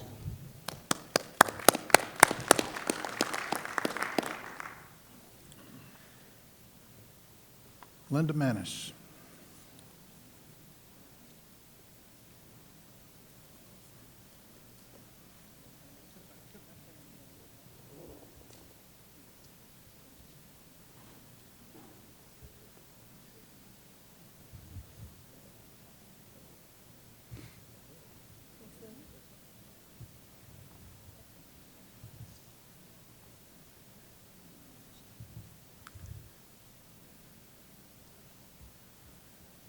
Linda, I believe we've seen you before, have we not? I'm sorry to say you have. No, I was really excited that I was asked to come back. So unfortunately, I'm not the expert on the subject that I'm going to be talking about, so bear with me and I will try to do my best. I'm the director of the Business Services Unit with the Georgia Department of Labor, and as you remember from my discussion the last time, I work closely with the workforce development team, and I have about 70 employees across the state that work closely with the unemployed and the underemployed across Georgia. So thank you for the opportunity to come back. And like I said, I'm not the expert in drug screening UI applicants, but I have to say that it does impact my team quite a bit because we do hear from employers on a regular basis that the drug screening across Georgia is quite interesting. So what I did was I took some time to really dive into really what's going on out there with the opportunities of actually one day doing drug screens on UI applicants. The first slide that you'll see here today, obviously, is the resolution that was nullified in March of this year that was relating to drug testing of unemployment compensation applications. One thing that I did find out in looking through this and researching was every applicant has to be drug screened if you're going to do it, which can be a pretty heavy cost to the state. One of the things that I did do before I came today was I contacted our UI director and asked her to give me some insight on really what's going around across Georgia, and I'll go over a little bit of that with you shortly. But I did want to give you a few statistics that I found that were very interesting. In my research, I found that 7 states, hold on one second, I'm getting ahead of myself. I found that 7 states spent hundreds of thousands of dollars just to uncover a few drug users. In my research, what I understood from that was there was a small bang for the buck. I have to say that I was quite surprised at just how much some of these states were spending on a few drug users being actually uncovered. Think Process reviewed some findings, and they found that about $850,000 in cost to administer drug screens only detected about 321 active drug users. Utah, this is one statistic that I thought was really interesting, spent $29,000 a year just to uncover 18 drug users. And let me tell you what I think about that. Coming from a background in staffing before I joined the Department of Labor, one of the things that I did on a regular basis was I drug screened applicants because that was what I was supposed to do. Before I sent anybody in, I would make sure that they passed a drug screen. And from my experience in that, I could drug screen Johnny on Tuesday, put him to work on Wednesday, and on Thursday, if the company decided to hire him full-time, he wouldn't pass their drug screen. And I found it really quite interesting because what that told me was these people are pretty smart. They know how to beat the system when it comes to drug testing. And I've always said if they use their wisdom to find jobs and keep jobs instead of trying to beat the system, they probably would be a better employee, obviously. But it was very disheartening because it really damaged my credibility. Even though I had proof that these people had passed a drug screen prior, within 2 days, some of them would fail those drug screens with the company that I placed them with. What's interesting about that statistic is, though, how many of you know how long cocaine stays in your system if you're a user, a regular user? About 2 days. Marijuana, 30 to 45 days. And most of the users that we ran across when we did find the positive test was marijuana, which in some ways is quite much like alcohol in a lot of ways because that is a drug in itself. One of the statistics that I found said that alcohol was the #1 drug abused, and opiates are obviously making a second, run for the money. But I found it very interesting that companies were spending a lot of money to find these drug users, and we really weren't finding them as fast as we thought we could. In February 2015, the states that were, whoops, I went backwards, so sorry, let me go forwards. The statistics show that the applicants that actually tested positive at a lower rate than the drug use of the general population was lower. And what that tells me is that we've got some smart drug users out there. The national drug use rate is 9.4%, and the welfare applicants that were tested fell well below 1% of that national average, which was very cost ineffective because at the time when you're spending that kind of money to find those drug users and you're not able to really find them, you're wasting a lot of taxpayers' money. One thing that we do know that's coming about is 20 states have proposed legislation requiring some form of drug screen with public assistance recipients, and those states are listed, as you can see. Florida, Oregon, and Pennsylvania have proposed to drug test those applicants only that have been convicted of drug-related offenses. Arizona is only going to apply that to nutritional assistance, and if that applicant has been convicted of a drug-related offense.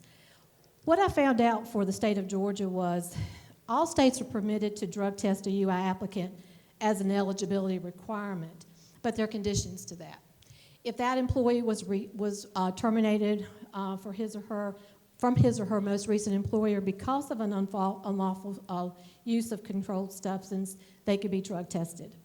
If an individual from whom suitable work is only available in an occupation that regularly conducts drug testing, but some of those jobs would be like truck drivers, people that use heavy machinery, they would be eligible to be drug screened. And these are the only conditions right now that are available for us to do UI drug screen testing. But the states have to enact some type of law to follow through with drug testing of UI applicants.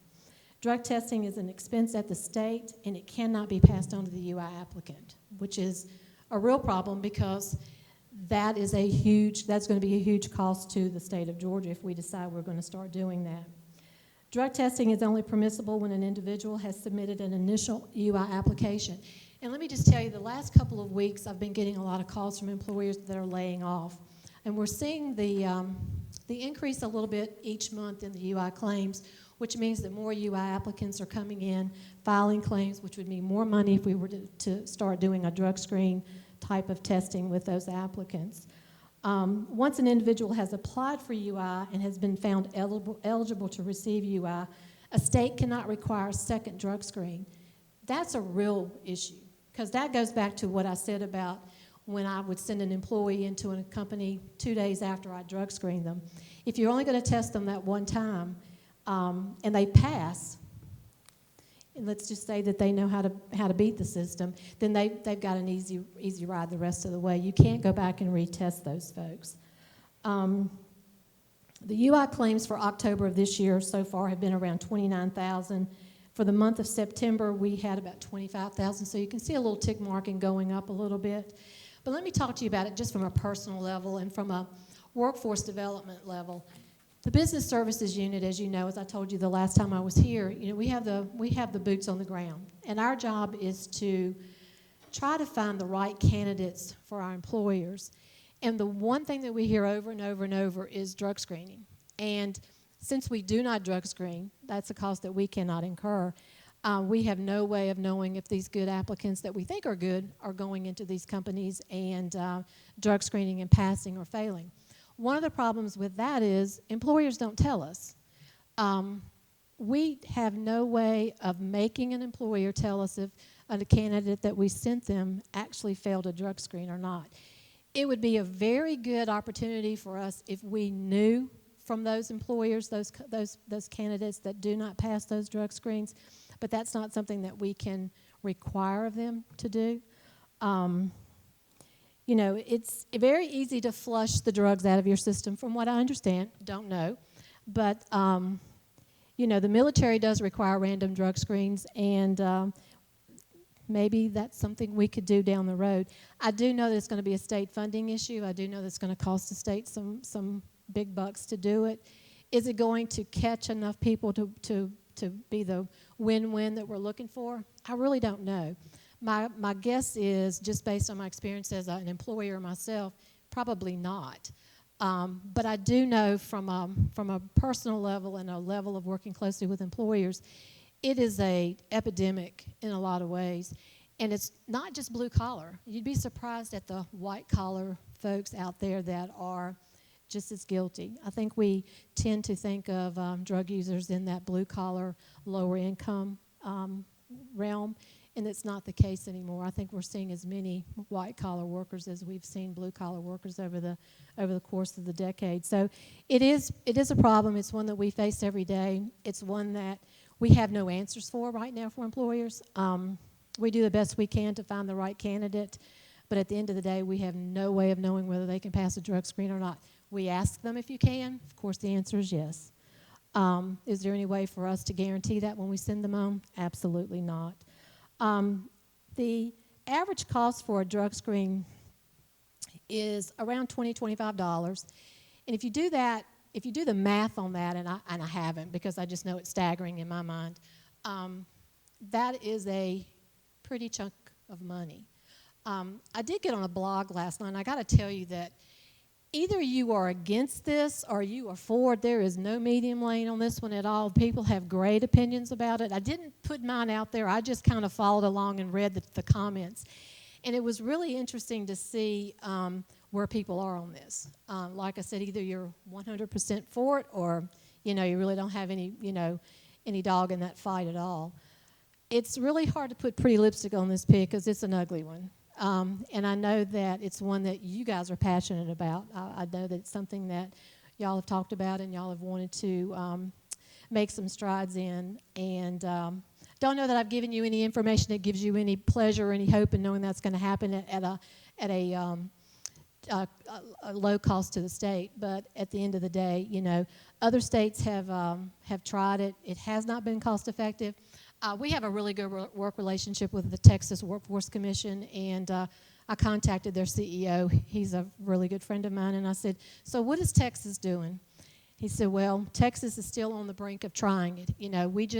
We know that it's going to be a cost for the state, and they're actually putting together some policies and some legislation now for it. But nobody has really jumped into it full force and felt that it was a win-win for the state in the long run. Do you have any questions? I do want to give you an update on BSU before I sit down, though, if that's okay. So how do you feel about drug testing UI applicants? I'm curious. I have a question about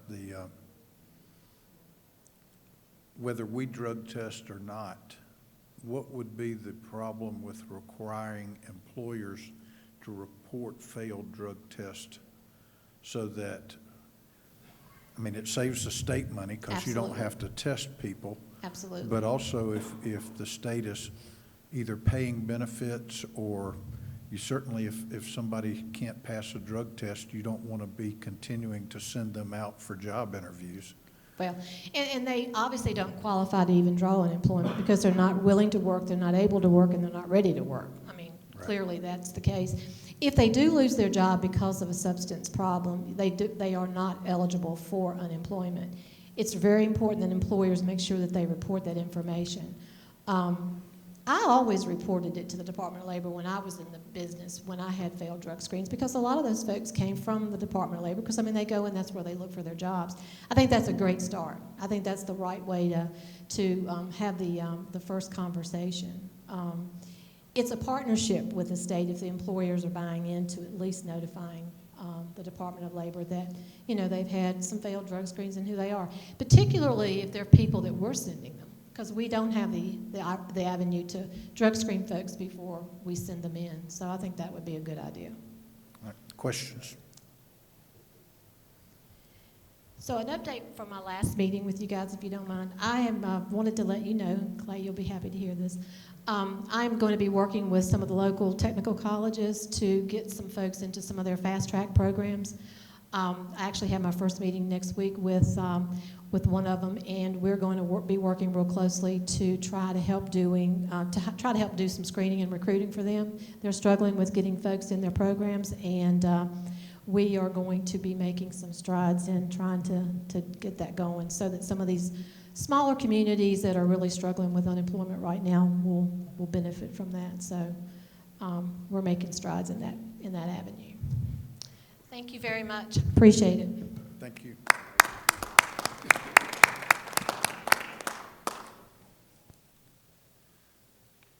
All right, for our last presentation this afternoon, a couple of weeks ago, this is sort of a late addition to the agenda, but a couple of weeks ago, Terry and I had the pleasure of talking with Matt Hicks, and he had brought some information from Grady Health Systems about some things that they had done and pilot project that they had done, which very much could impact part of the work of this committee in the healthcare field. And so even though this is sort of off topic for today, we felt like it was of such import to the committee that we would want to hear this because it may be something that we want to incorporate into some of our findings. So I'm going to let Matt come and tell us a little bit about what they've been doing and about what they suggest. Matt?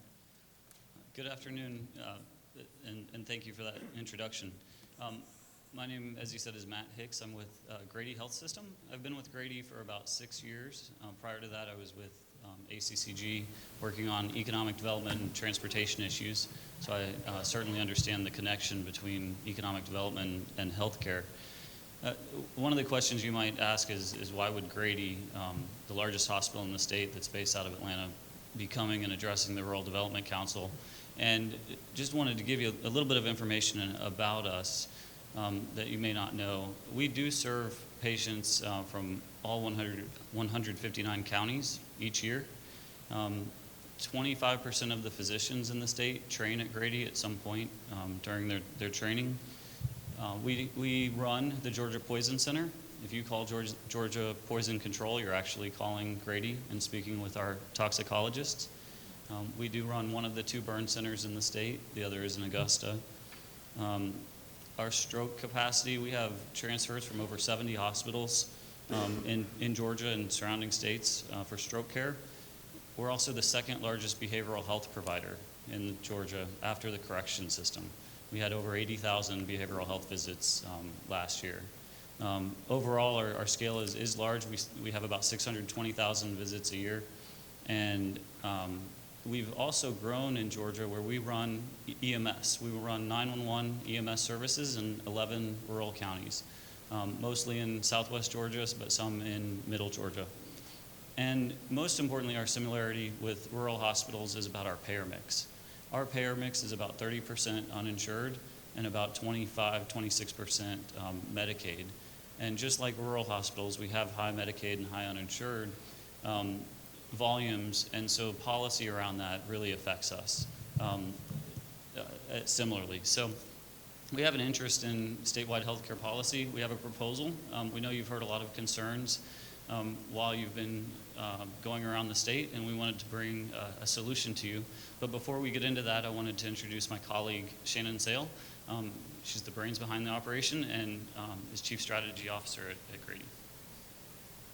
Good afternoon, and thank you for having us. As Matt said, I'm Shannon Sale. I'm the Chief Strategy Officer for Grady Health System. I've been with Grady a little over 5 years. I came in just after Matt. And my role is to work with the leadership team to set the strategic direction, the vision for the organization, to be able to achieve sustainability and continue to maintain the mission of the organization.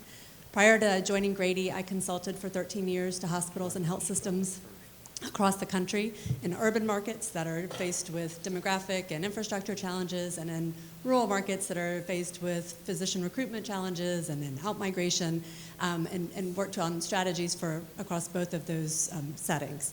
At Grady, as Matt said, we have a lot of similarities to the rural communities and are really looking to sustain a transformation and create sustainability for our organizations. We look to data sharing, to breaking down silos, to creating models that will help us to become less dependent on ongoing government subsidies and to help to create a healthy workforce, a healthy population overall. So with that, we have brought our proposal to transform the healthcare delivery system and payment system in Georgia through a number of demonstration sites. I think the key to any of this, the key for us as we develop our own strategic plan, is to make sure that we're demonstrating value, that as healthcare providers, whether you're in an urban market or a rural market, that we show the value in the services that we provide, and we can do that by seeing the outcomes for the patients that we serve, and overall the health of the systems and the economy overall. Challenges? Okay. We'll stay there one moment. Just a few points about the proposal is, one is that this builds on current framework of state actions related to healthcare, especially the Rural Hospital Stabilization Committee and some of the work they've done over the past 3 years. It also builds on some of the focus on population health and improving outcomes for specific populations. The second point to make is that this does meet the criteria that Governor Deal laid out last year of containing and controlling costs to the state of any thing that we do related to healthcare. And the third is that this reflects the Trump administration's priorities on health reform as laid out by the CMS administrator over the past month. So I wanted to just lay those points out and get them out there. But wanted to remind you, so you probably don't need a reminder, but these are some of the challenges that you've heard over the past several months. There's been 9 study committees that either are solely focused on healthcare or have a predominant focus on healthcare. Those are listed to the left. I'm not going to read through all these, but just highlight some of the issues are the payer mix imbalance, where if you have a high uninsured patient base and high Medicaid base, how do you make that math work? The lack of data, the lack of reliable data to help measure outcomes and design care to influence that data. The need for more innovation around telehealth, around behavioral health and opioid treatment, and the need for better integration among providers, among the public health departments that we have, and some of the trends in healthcare moving away from paying for volume and paying for value, some of what you heard earlier today, and the growing demand for patient and family engagement. What we did is designed a solution that addresses and tackles a majority of these concerns and set out some goals. So the goals of our solution really align, as Matt said, with a number of the findings so far that many of these committees have seen, and that a lot of the work that we have been able to review even from other sites across the country. Of course, the first goal is to improve health outcomes. For going to the emergency room over and over and over again, we know, and I think you've already heard today, doesn't result in an improved health. And so being able to address health outcomes in a way that is cost effective, so reducing the per capita cost per beneficiary, per person. Increasing access, that's going to be a key across any any solution that people can get to the doctor, that doctor's appointment is integrated with other services, so primary care, behavioral health care, and certainly substance abuse. Maximizing efficiencies and capacity of the infrastructure. This doesn't mean go build a lot of additional hospitals or new locations. It's really maximizing what we have and doing that through connectivity. Ensuring the sustainability of the rural hospitals and the rural networks, the safety net hospitals. The people who are, those of us who are serving the underserved today, really that is key to a solution, is that there is sustainability, that we take the expertise of the folks who are already treating the underserved population and really optimize and maximize that. Producing replicability across the state. This isn't something that we flip a switch and think that and that's going to happen overnight from North Georgia to South Georgia and all corners of the state. We think if we can demonstrate it, then we can replicate it. So if we build it and then are able to develop it in a way that we can adjust it to different communities, but has the same core tenets, that would help in the replicability. Of course, to demonstrate cost savings, whether it's a new program or in the existing Medicaid program, and control cost to the state overall. So those are the goals, somewhat lofty, but we think that they are doable with the right system in place. And so that is, on the next slide, you see the hub and spoke model, just to try to simplify those goals and to how this would happen and how we would get this developed. This builds on a state framework that's already in place, with the hub being the provider of the highest level of service. So whether that's a critical access hospital, an acute care hospital, or a tertiary system, depending on the market. And that you have connectivity. You build, again, on the infrastructure that's in the community, whether those are community health centers, in the communities that Matt mentioned where we have EMS. We have a service called Mobile Integrated Health, where we go to people, we keep them from coming to the hospital. We go and do home visits. The critical access hospitals may be a spoke in one community, may be a hub in another. Public health, the community service boards for behavioral health, nursing homes, physicians. Certainly this list could grow, but the idea is that they are connected, that circle around really connects them. They don't sit off in their different silos.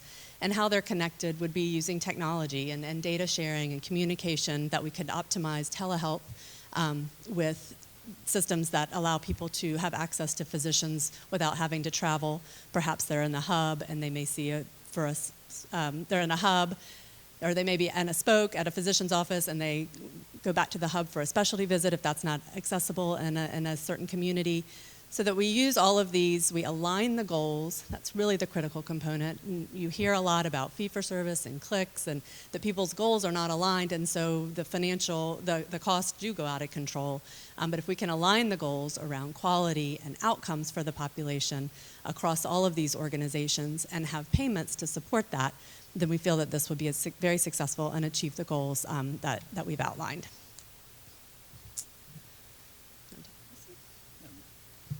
And what I'll review right now is just what we've seen over the past couple of years now is a proof of concept that this proposal of transforming both the delivery system and the payment system at the same time can have some dramatic results.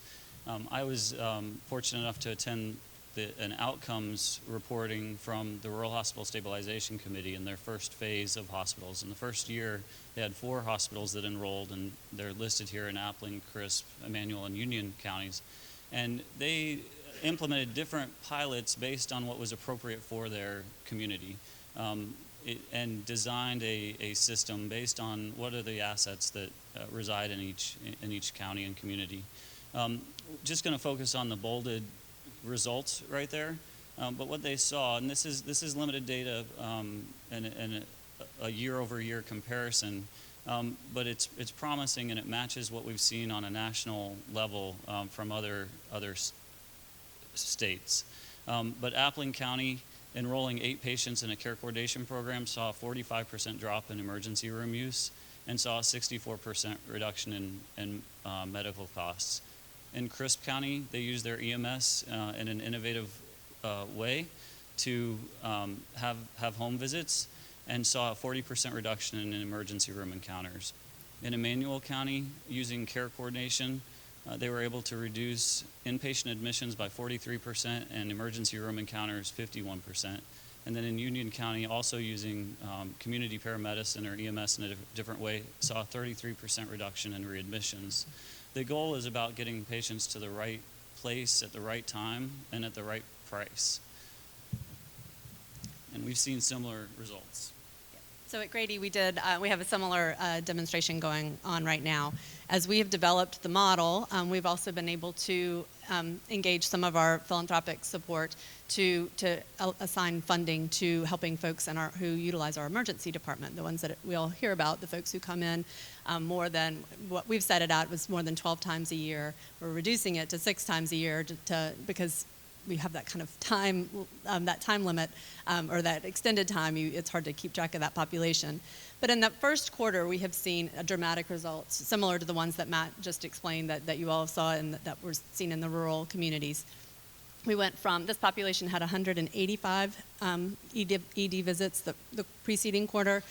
After they became engaged in this care coordination, they had 85. So they reduced by 100 over that small number. And so if you think about extrapolating that, this model includes an intensive care coordination team that includes a community health worker, our MIH team, a nurse practitioner, an advanced practice provider, a care manager, a pharmacist, and a behavioral health specialist. So that team is a resource-intensive team, but they meet with the patient and they guide them through both whatever their clinical condition is.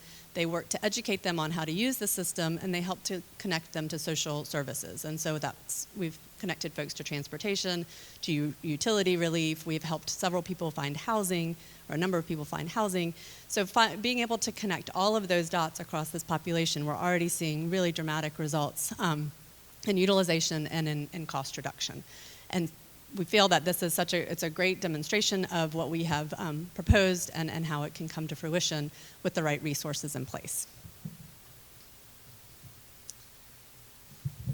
So the key elements of the proposal and what we think needs to happen is to scale this. We've seen that there's a proof of concept. It's worked in at least 5 communities. There's some other ongoing projects through the Rural Hospital Stabilization Committee. Grady continues to grow our program through grant funding.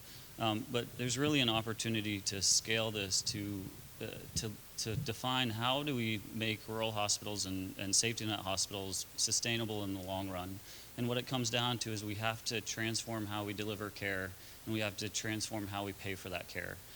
It's not, a lot of the focus the past several years has just been on coverage and insurance, but it's more than that. And that's what this proposal looks at. Essentially, the General Assembly would direct the Department of Community Health to transform the healthcare delivery and payment system in Georgia with the following goals. These will look familiar because they're the ones that we listed a little bit earlier, but most importantly, it's improving health outcomes while reducing the cost of care, and doing it in a way that, that assures the sustainability of the provider.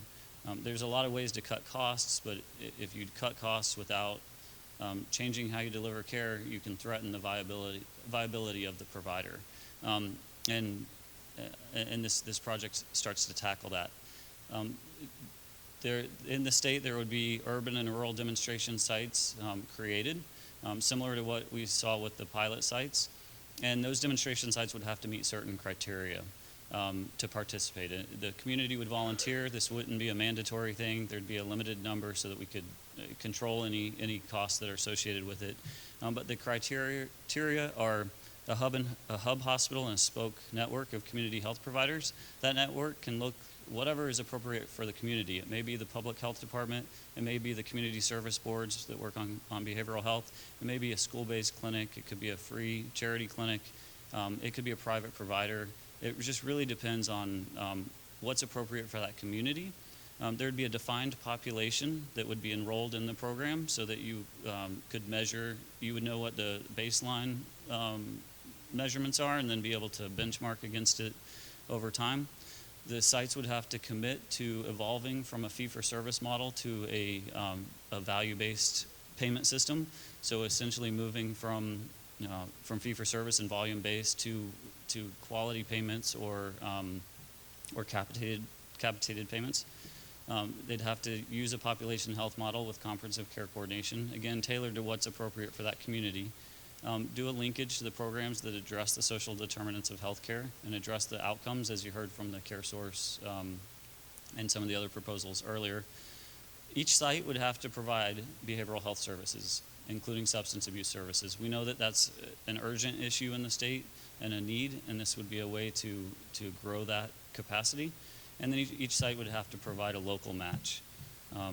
In fact, that we believe, we know at Grady we could do this without any cost to the state. We think that's a possibility through this program.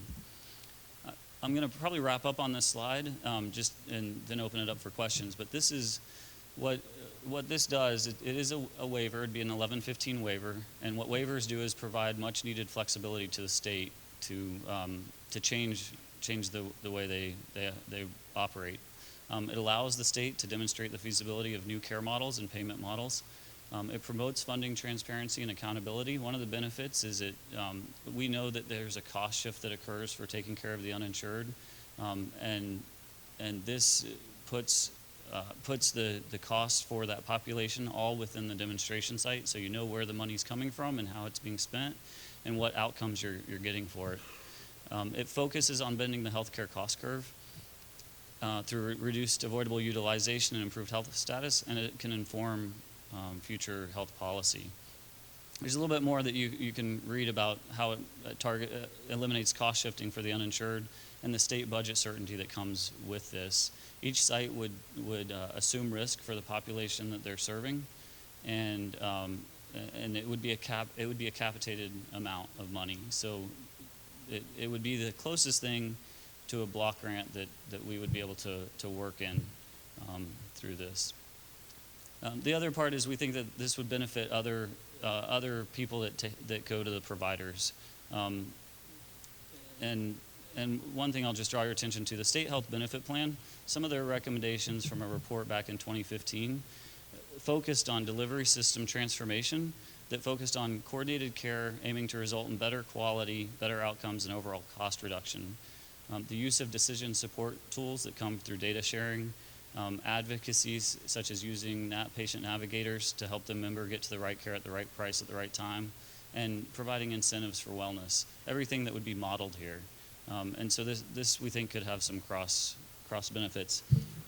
And just closing on, this is the Trump administration position on healthcare reform.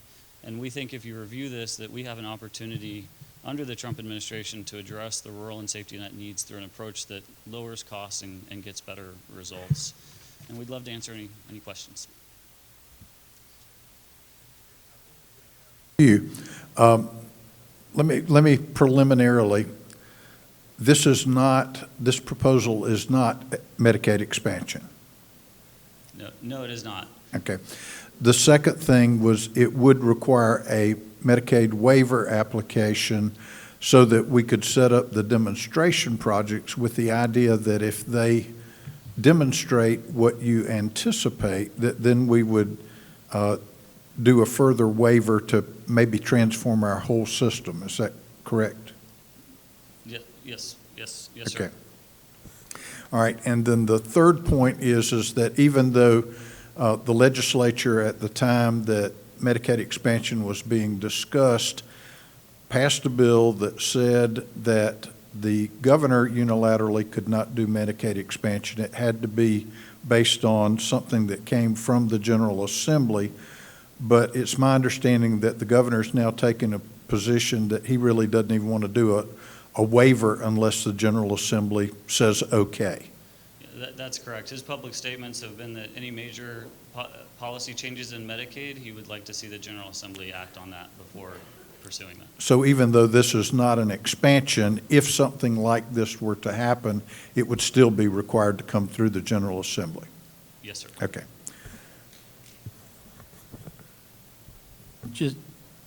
Matt, I just want to thank y'all and the folks at Grady because y'all been working on this about 3 years, I guess, and have been to the table and got thrown off the table and under the table in front of the bus and got run over a time or two as well on that journey. So I just want to thank y'all to start with. I want to say thank you for sticking sticking to it and continuing to work on the program and get it in much more detail than the first thing that y'all brought several years ago. And a lot more thought has gone into it. I initially liked the original plan as well, but I think this is actually a much better plan than what we had or what we looked at that point.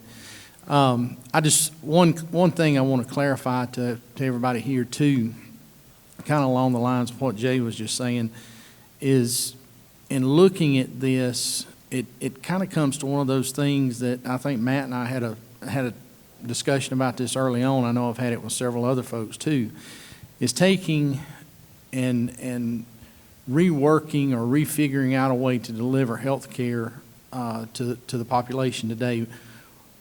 Most hospitals still, unfortunately, operate under a business plan that was set up in the 60s or 70s and have not had the time or the ability in the decades since then to actually rework or redo the way they do business.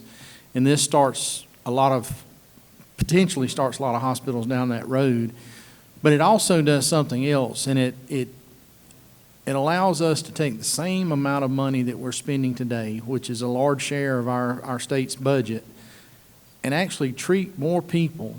But ultimately, what is to me, the best selling point of this is, while you're treating more people, the outcomes of everyone should be better. And that's the whole goal of this, because if the outcomes are not better, then all the work that they've put into the PowerPoint here and the hours and hours and hours that they've spent in front of computers and talking to one another and brainstorming, all of that's for naught, because ultimately what you have to have happen is a better health outcome for every individual that goes into the program for these hospitals to ultimately survive going forward. So thank y'all for all the work that y'all have put into it and sticking at it and continuing to work at it, because I know y'all spent a lot of time, a lot of resources on trying to make this something that's workable, that's scalable, and that doesn't leave the state unprotected financially as well. And if I may, thank you for saying that, but also thank you for the work you've done and that y'all have done with the Rural Hospital Stabilization Committee, because I believe 3 years ago, hospitals and providers weren't ready for this. And this is scary. It's scary to change the way you do business. But over the past several years, they've become more familiar with the need that exists to transform, and I think we're ready. Sharon? I have a goal. I'm in favor of us trying this, and I have several questions, okay. Historically, I think that, if I'm correct, the research shows that Medicaid and the services that people get under, Medicaid, the outcomes have been pretty flat from the ones that people that don't have it. They do just about as well, which says it's not a very effective system. But it's my understanding, and I'll be positive, I think we're eventually going to meet where states are block granted the money. It's what the Trump administration wants to do, but I think we might end up with that. And this would give us a chance to try out something before we get block granted all that money back and we're sitting there and they say, okay, now design your own system, right? And have the data to go along whether it was successful or not successful. Is that correct? If I could speak really quickly, and I'll go back to the hub and spoke. On the current system, what's different is really that you have those resources. The resources aren't in the system today to make the connections between the clinical visits. And so that's that community health worker. That's a low-cost resource, a community health worker who goes and gets somebody and brings them back. We don't have the funding today, and Medicaid doesn't necessarily support the number of community health workers or the PharmDs or the behavioral health specialists, not necessarily psychiatrists, but others that aren't in the system today. This, as a demonstration, would let us prepare for that block grant, to know to test those resources, get the right mix based on the community to be ready for that block grant when the time is there. Okay, and we would be, one of the things that the legislature has been very hesitant to do is to deal differently with our age, blind, and disabled community. they would be included in this, but should this not work well for them, we still have the option to going back. Should it not work well, it would be a chance for us to try it without it being permanent if it doesn't work as well with that group of people. That's right, and it'd be, this would consist of both the uninsured population and then the ABD population that we serve. And also, I can speak from Grady's example. I think some communities may not be ready for the ABD population or able to do it all at once, but we could, and it would be a provider-driven or a driven model or partnership with a probably a CMO because a provider couldn't do it just alone, but yes, together we think we might be able to do it in a way that we haven't been ready. And if something doesn't work, that's the whole purpose of this, is to demonstrate the feasibility of it. And if it doesn't work, then we need to learn it in a smaller scale and in a way that we can protect our safety net. And each of the samples, depending on where they are, might be different based on what the community needs and the assets the community has in meeting those type of goals, right? Yes. Okay. I mean, thank you. I'm all in for us trying it because what we're doing now is not working. Darlene? Thank you, Mr. Chairman. I had a couple of questions. What was the cost, either for each grant, for each community? Were they the same? Were they different? And do you have it broken down to per participant what the cost was? And are you referencing the 4 examples? The 4 examples, the 4 test sites or whatever. We can get that for you. I'm confident the State Office of Rural Health has that information. Yeah, go ahead. On the 4 hospitals, there was $3 million appropriated, and it was split 4 ways. And so they were able to use that. They were actually able to use it for some capital improvements that they badly needed, whether it be in EDs or other areas of the hospital to help the flow better. Because again, what we heard in Metter and what we've heard in several other instances was that these buildings, a lot of these facilities were Hill-Burton hospitals built in the 50s and really had nothing done other than paint, busted windows fixed or whatever. So a lot of these hospitals were set up as they originally were in the late 50s. So what some of the hospitals have done is taken a portion of that money. They've had to show a budget actually to the Office of Rural Health what they were going to do with it. A portion of that money could be used for some capital expenditures, minor capital expenditures. The other funds then were used to implement some of the other things that were the goals that were there. So on that first bunch of 4, there was $3 million divided equally among the 4. The second group, last year, there were 3 hospitals, each received $1 million each. They then became kind of the proving ground of the things that we did in the first 4. This year, there's 12 hospitals in the pilot program with another $3 million total, so $250,000 apiece. In every one of these instances, they've had to put up matching, or not matching, but had to put up some funds, local funds, toward the grant to receive the grant. But anyway, this year, 12 hospitals receiving $250 apiece with a local requirement as well. And so what they're doing now are taking what those original 7 had tried to prove or proved and implementing it into the next 12, because now you don't have to go back and reinvent the wheel, because that's what we paid for in the first 2 pilots. So we're now in stage 3, or the 3rd pilot with these 12 now. But as I understand it, Matt, what you're doing is you're taking, say we've got 100 patient visits, and so you're taking that money, investing it in the program, and winding up with 40 patient visits. So the extra money then goes to provide those extra services and the coordination, et cetera. So it's not like you've got to invest money in it.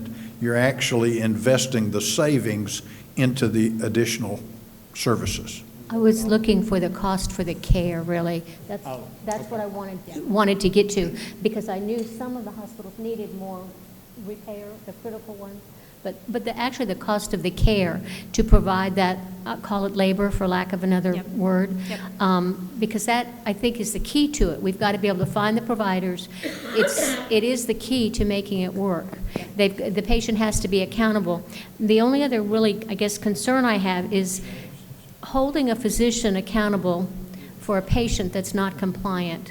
I want to make sure that those are the folks that are going to make this work or not work. Those are the key to it. The minders or the whatever, the outreach folks. Right. And that's, I want to make sure, and also the ABD, because I think they desperately need it. They may not want to comply with it because it's different, but I think that's a big part of our costs, and I think it's really needed. It sounds like a good program. Thank you. If I'll speak to your first question really quickly. We don't have the cost on the program. I don't have it in here, and I'm sorry, I don't remember it. But I do know we did look at the data for all of Medicaid within the safety net in Atlanta and Savannah. And the number that cost, this isn't the reimbursement from the state, but the cost to the providers was about $3,900 per beneficiary. And we took that data and we said, where do we think we can make the adjustments? Where do we think we can reduce the utilization on ED visits and on inpatient? Probably increase some of the outpatient. They're the lower cost. That's where we get people healthy, is when they come into the doctor. And when we made those adjustments, we projected that we could reduce that from $3,900 and down to $3,100 in the best case scenario. And so that's where some of that cost savings, you multiply that out by the population, that gets you that pretty significant bend of the cost curve.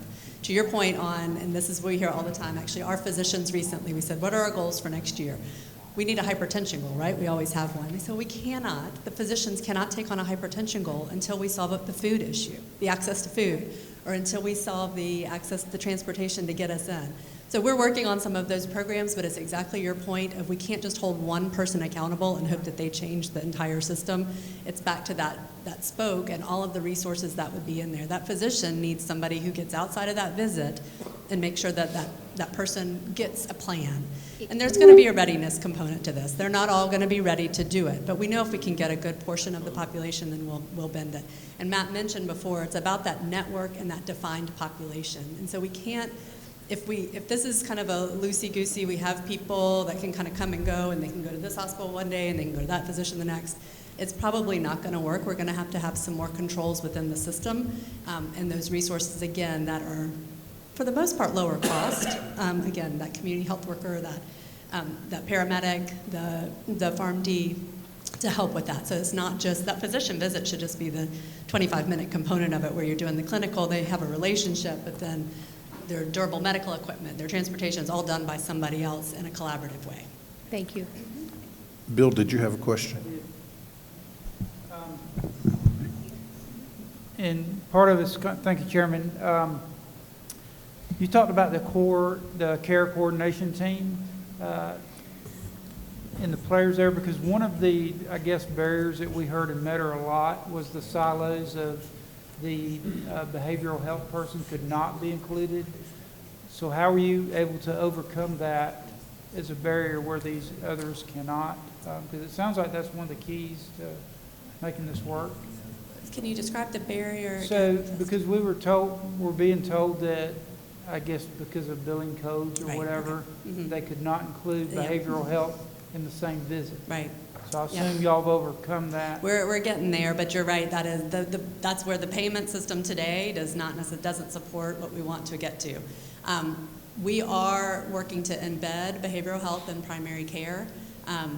And that collaboration between again, primary care and behavioral health. I think that the billing component of it still, again, has to be addressed. We've actually even heard that when we spoke with DCH about they really are, but there are models where they're under the same roof and that you can overcome that. I can't describe it in detail, but it should absolutely. And it's something that should be, again, if the goals and incentives are aligned, for this population, can we overcome that billing obstacle to be able to make sure that we have the licensed clinical social worker or other advanced behavioral health provider under the same roof? That's how it should be, to keep people from getting to that acute state and into our emergency department. And if I may follow up, on the demonstration sites, because the hospitals that were fortunate enough to get the grants, they've done well, even without being injected they were not included in the second, third round, but their success is still there. So have y'all looked far enough down the road to say, with the existing hospitals we have, or will there be a realignment with population centers, or is that too far down the road? Do you want to speak? I mean, I think that's something that'll evolve as this evolves and as providers work to their maximum capacity and what makes sense in that region of utilization of resources. And as they start to communicate more and have better data to make decisions around, then that'll emerge. Thank y'all for your work. Great. Butch? Yeah, thank you, Mr. Chairman. Man, I want to thank you too. This has evolved from a lot of work that y'all have done over a period of time, and I agree with the chairman. I think it really is sort of coming together now. A couple of things I wanted to ask you about is, and in one of the challenges that have been highlighted in part of this was Medicaid doesn't pay enough. Well, you know, we all know that. So I guess my question is, how would the reimbursement work for this? And then if you do the pilot, what do you think what size or scale would it need to be able to get a waiver to be approved to be able to do something like this? Yeah, you want to take the reimbursement? I'll take the first part, and then Matt can talk. I think we'll probably have the same answer on scale. So for reimbursement, how we see this evolving is we would have the current fee-for-service structure in the first year to 2 years, so that we have a good understanding. We have a good understanding of our patient population, but when we really define who those, I'm going to just use our example right now, 50,000 people are, and we know what their needs are, you know, how much behavioral health is in there, we will be able to, that first 2 years is kind of that level setting, and what we would look to is being able to have, similar to the Medicare Shared Savings Program right now, quality scores that we would have to achieve, and achievement of those quality scores would result in a bonus payment, not just to all the providers who are a part of it. And so that would help to balance out some of that or get folks interested in that incentive. And then as we know that population over time, we see it evolving to a capitation, which again starts to control the risk of the group that is covered at that point, and then so that we have a lump sum ahead of time. So if you say we think that they're going to cost $3,300 a person because that's where we are, then there's a capitated pool going into the year that's distributed, and there would still be quality scores that have to be achieved and cost scores that have to be achieved to get bonus payments. So it's a balance, I think, in the beginning of that fee-for-service plus an incentive payment that moves more risk to that network as we know more about the population. Does that make sense?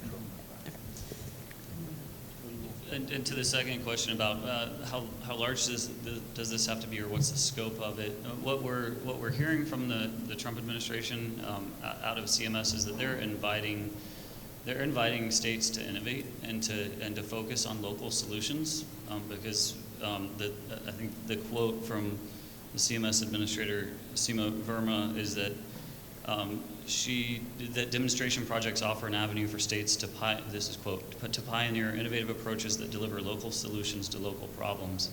At this point, we envision several urban or larger communities involved, and then a number of rural communities. It could be all that are part of the Rural Hospital Stabilization Program. It could be others. It really, can they meet those criteria? Are they ready and able to start this path of transformation? But what we're seeing out of the Trump administration is an interest and a willingness to entertain approaches that are precisely like what we're discussing. Terry and I were talking a minute ago, and this is very much like the medical version of criminal justice reform. If y'all will recall, the additional personnel that it took in the form of social workers and counselors and drug treatment and probation officers and case managers that were involved with accountability courts came from the savings that we achieved in having less of a prison population. And so it's the same kind of concept and the same kind of model. It's just in the medical field rather than in the criminal justice field. But we've seen that that has worked in that field, and so it would be, I think, not unnecessarily optimistic to say it very well could work in this field. Are there any other questions? If not, thank you all very much. Thank you. All right, that completes the presentations for this afternoon. We have, You want me to do that part? no, we've got dinner tonight at 6:30. It's at Cricket's, and it's not very far from where we're staying, but if everybody will, but we don't have transportation, so if everybody will meet in the lobby of the lodge around 6:15, we can carpool to Cricket's and be there at 6:30. We are, what? Breakfast here in the morning at 7, right out in the lobby here. And then we will have a lunch here as well tomorrow as we go into our work session. Everybody be careful. We're adjourned.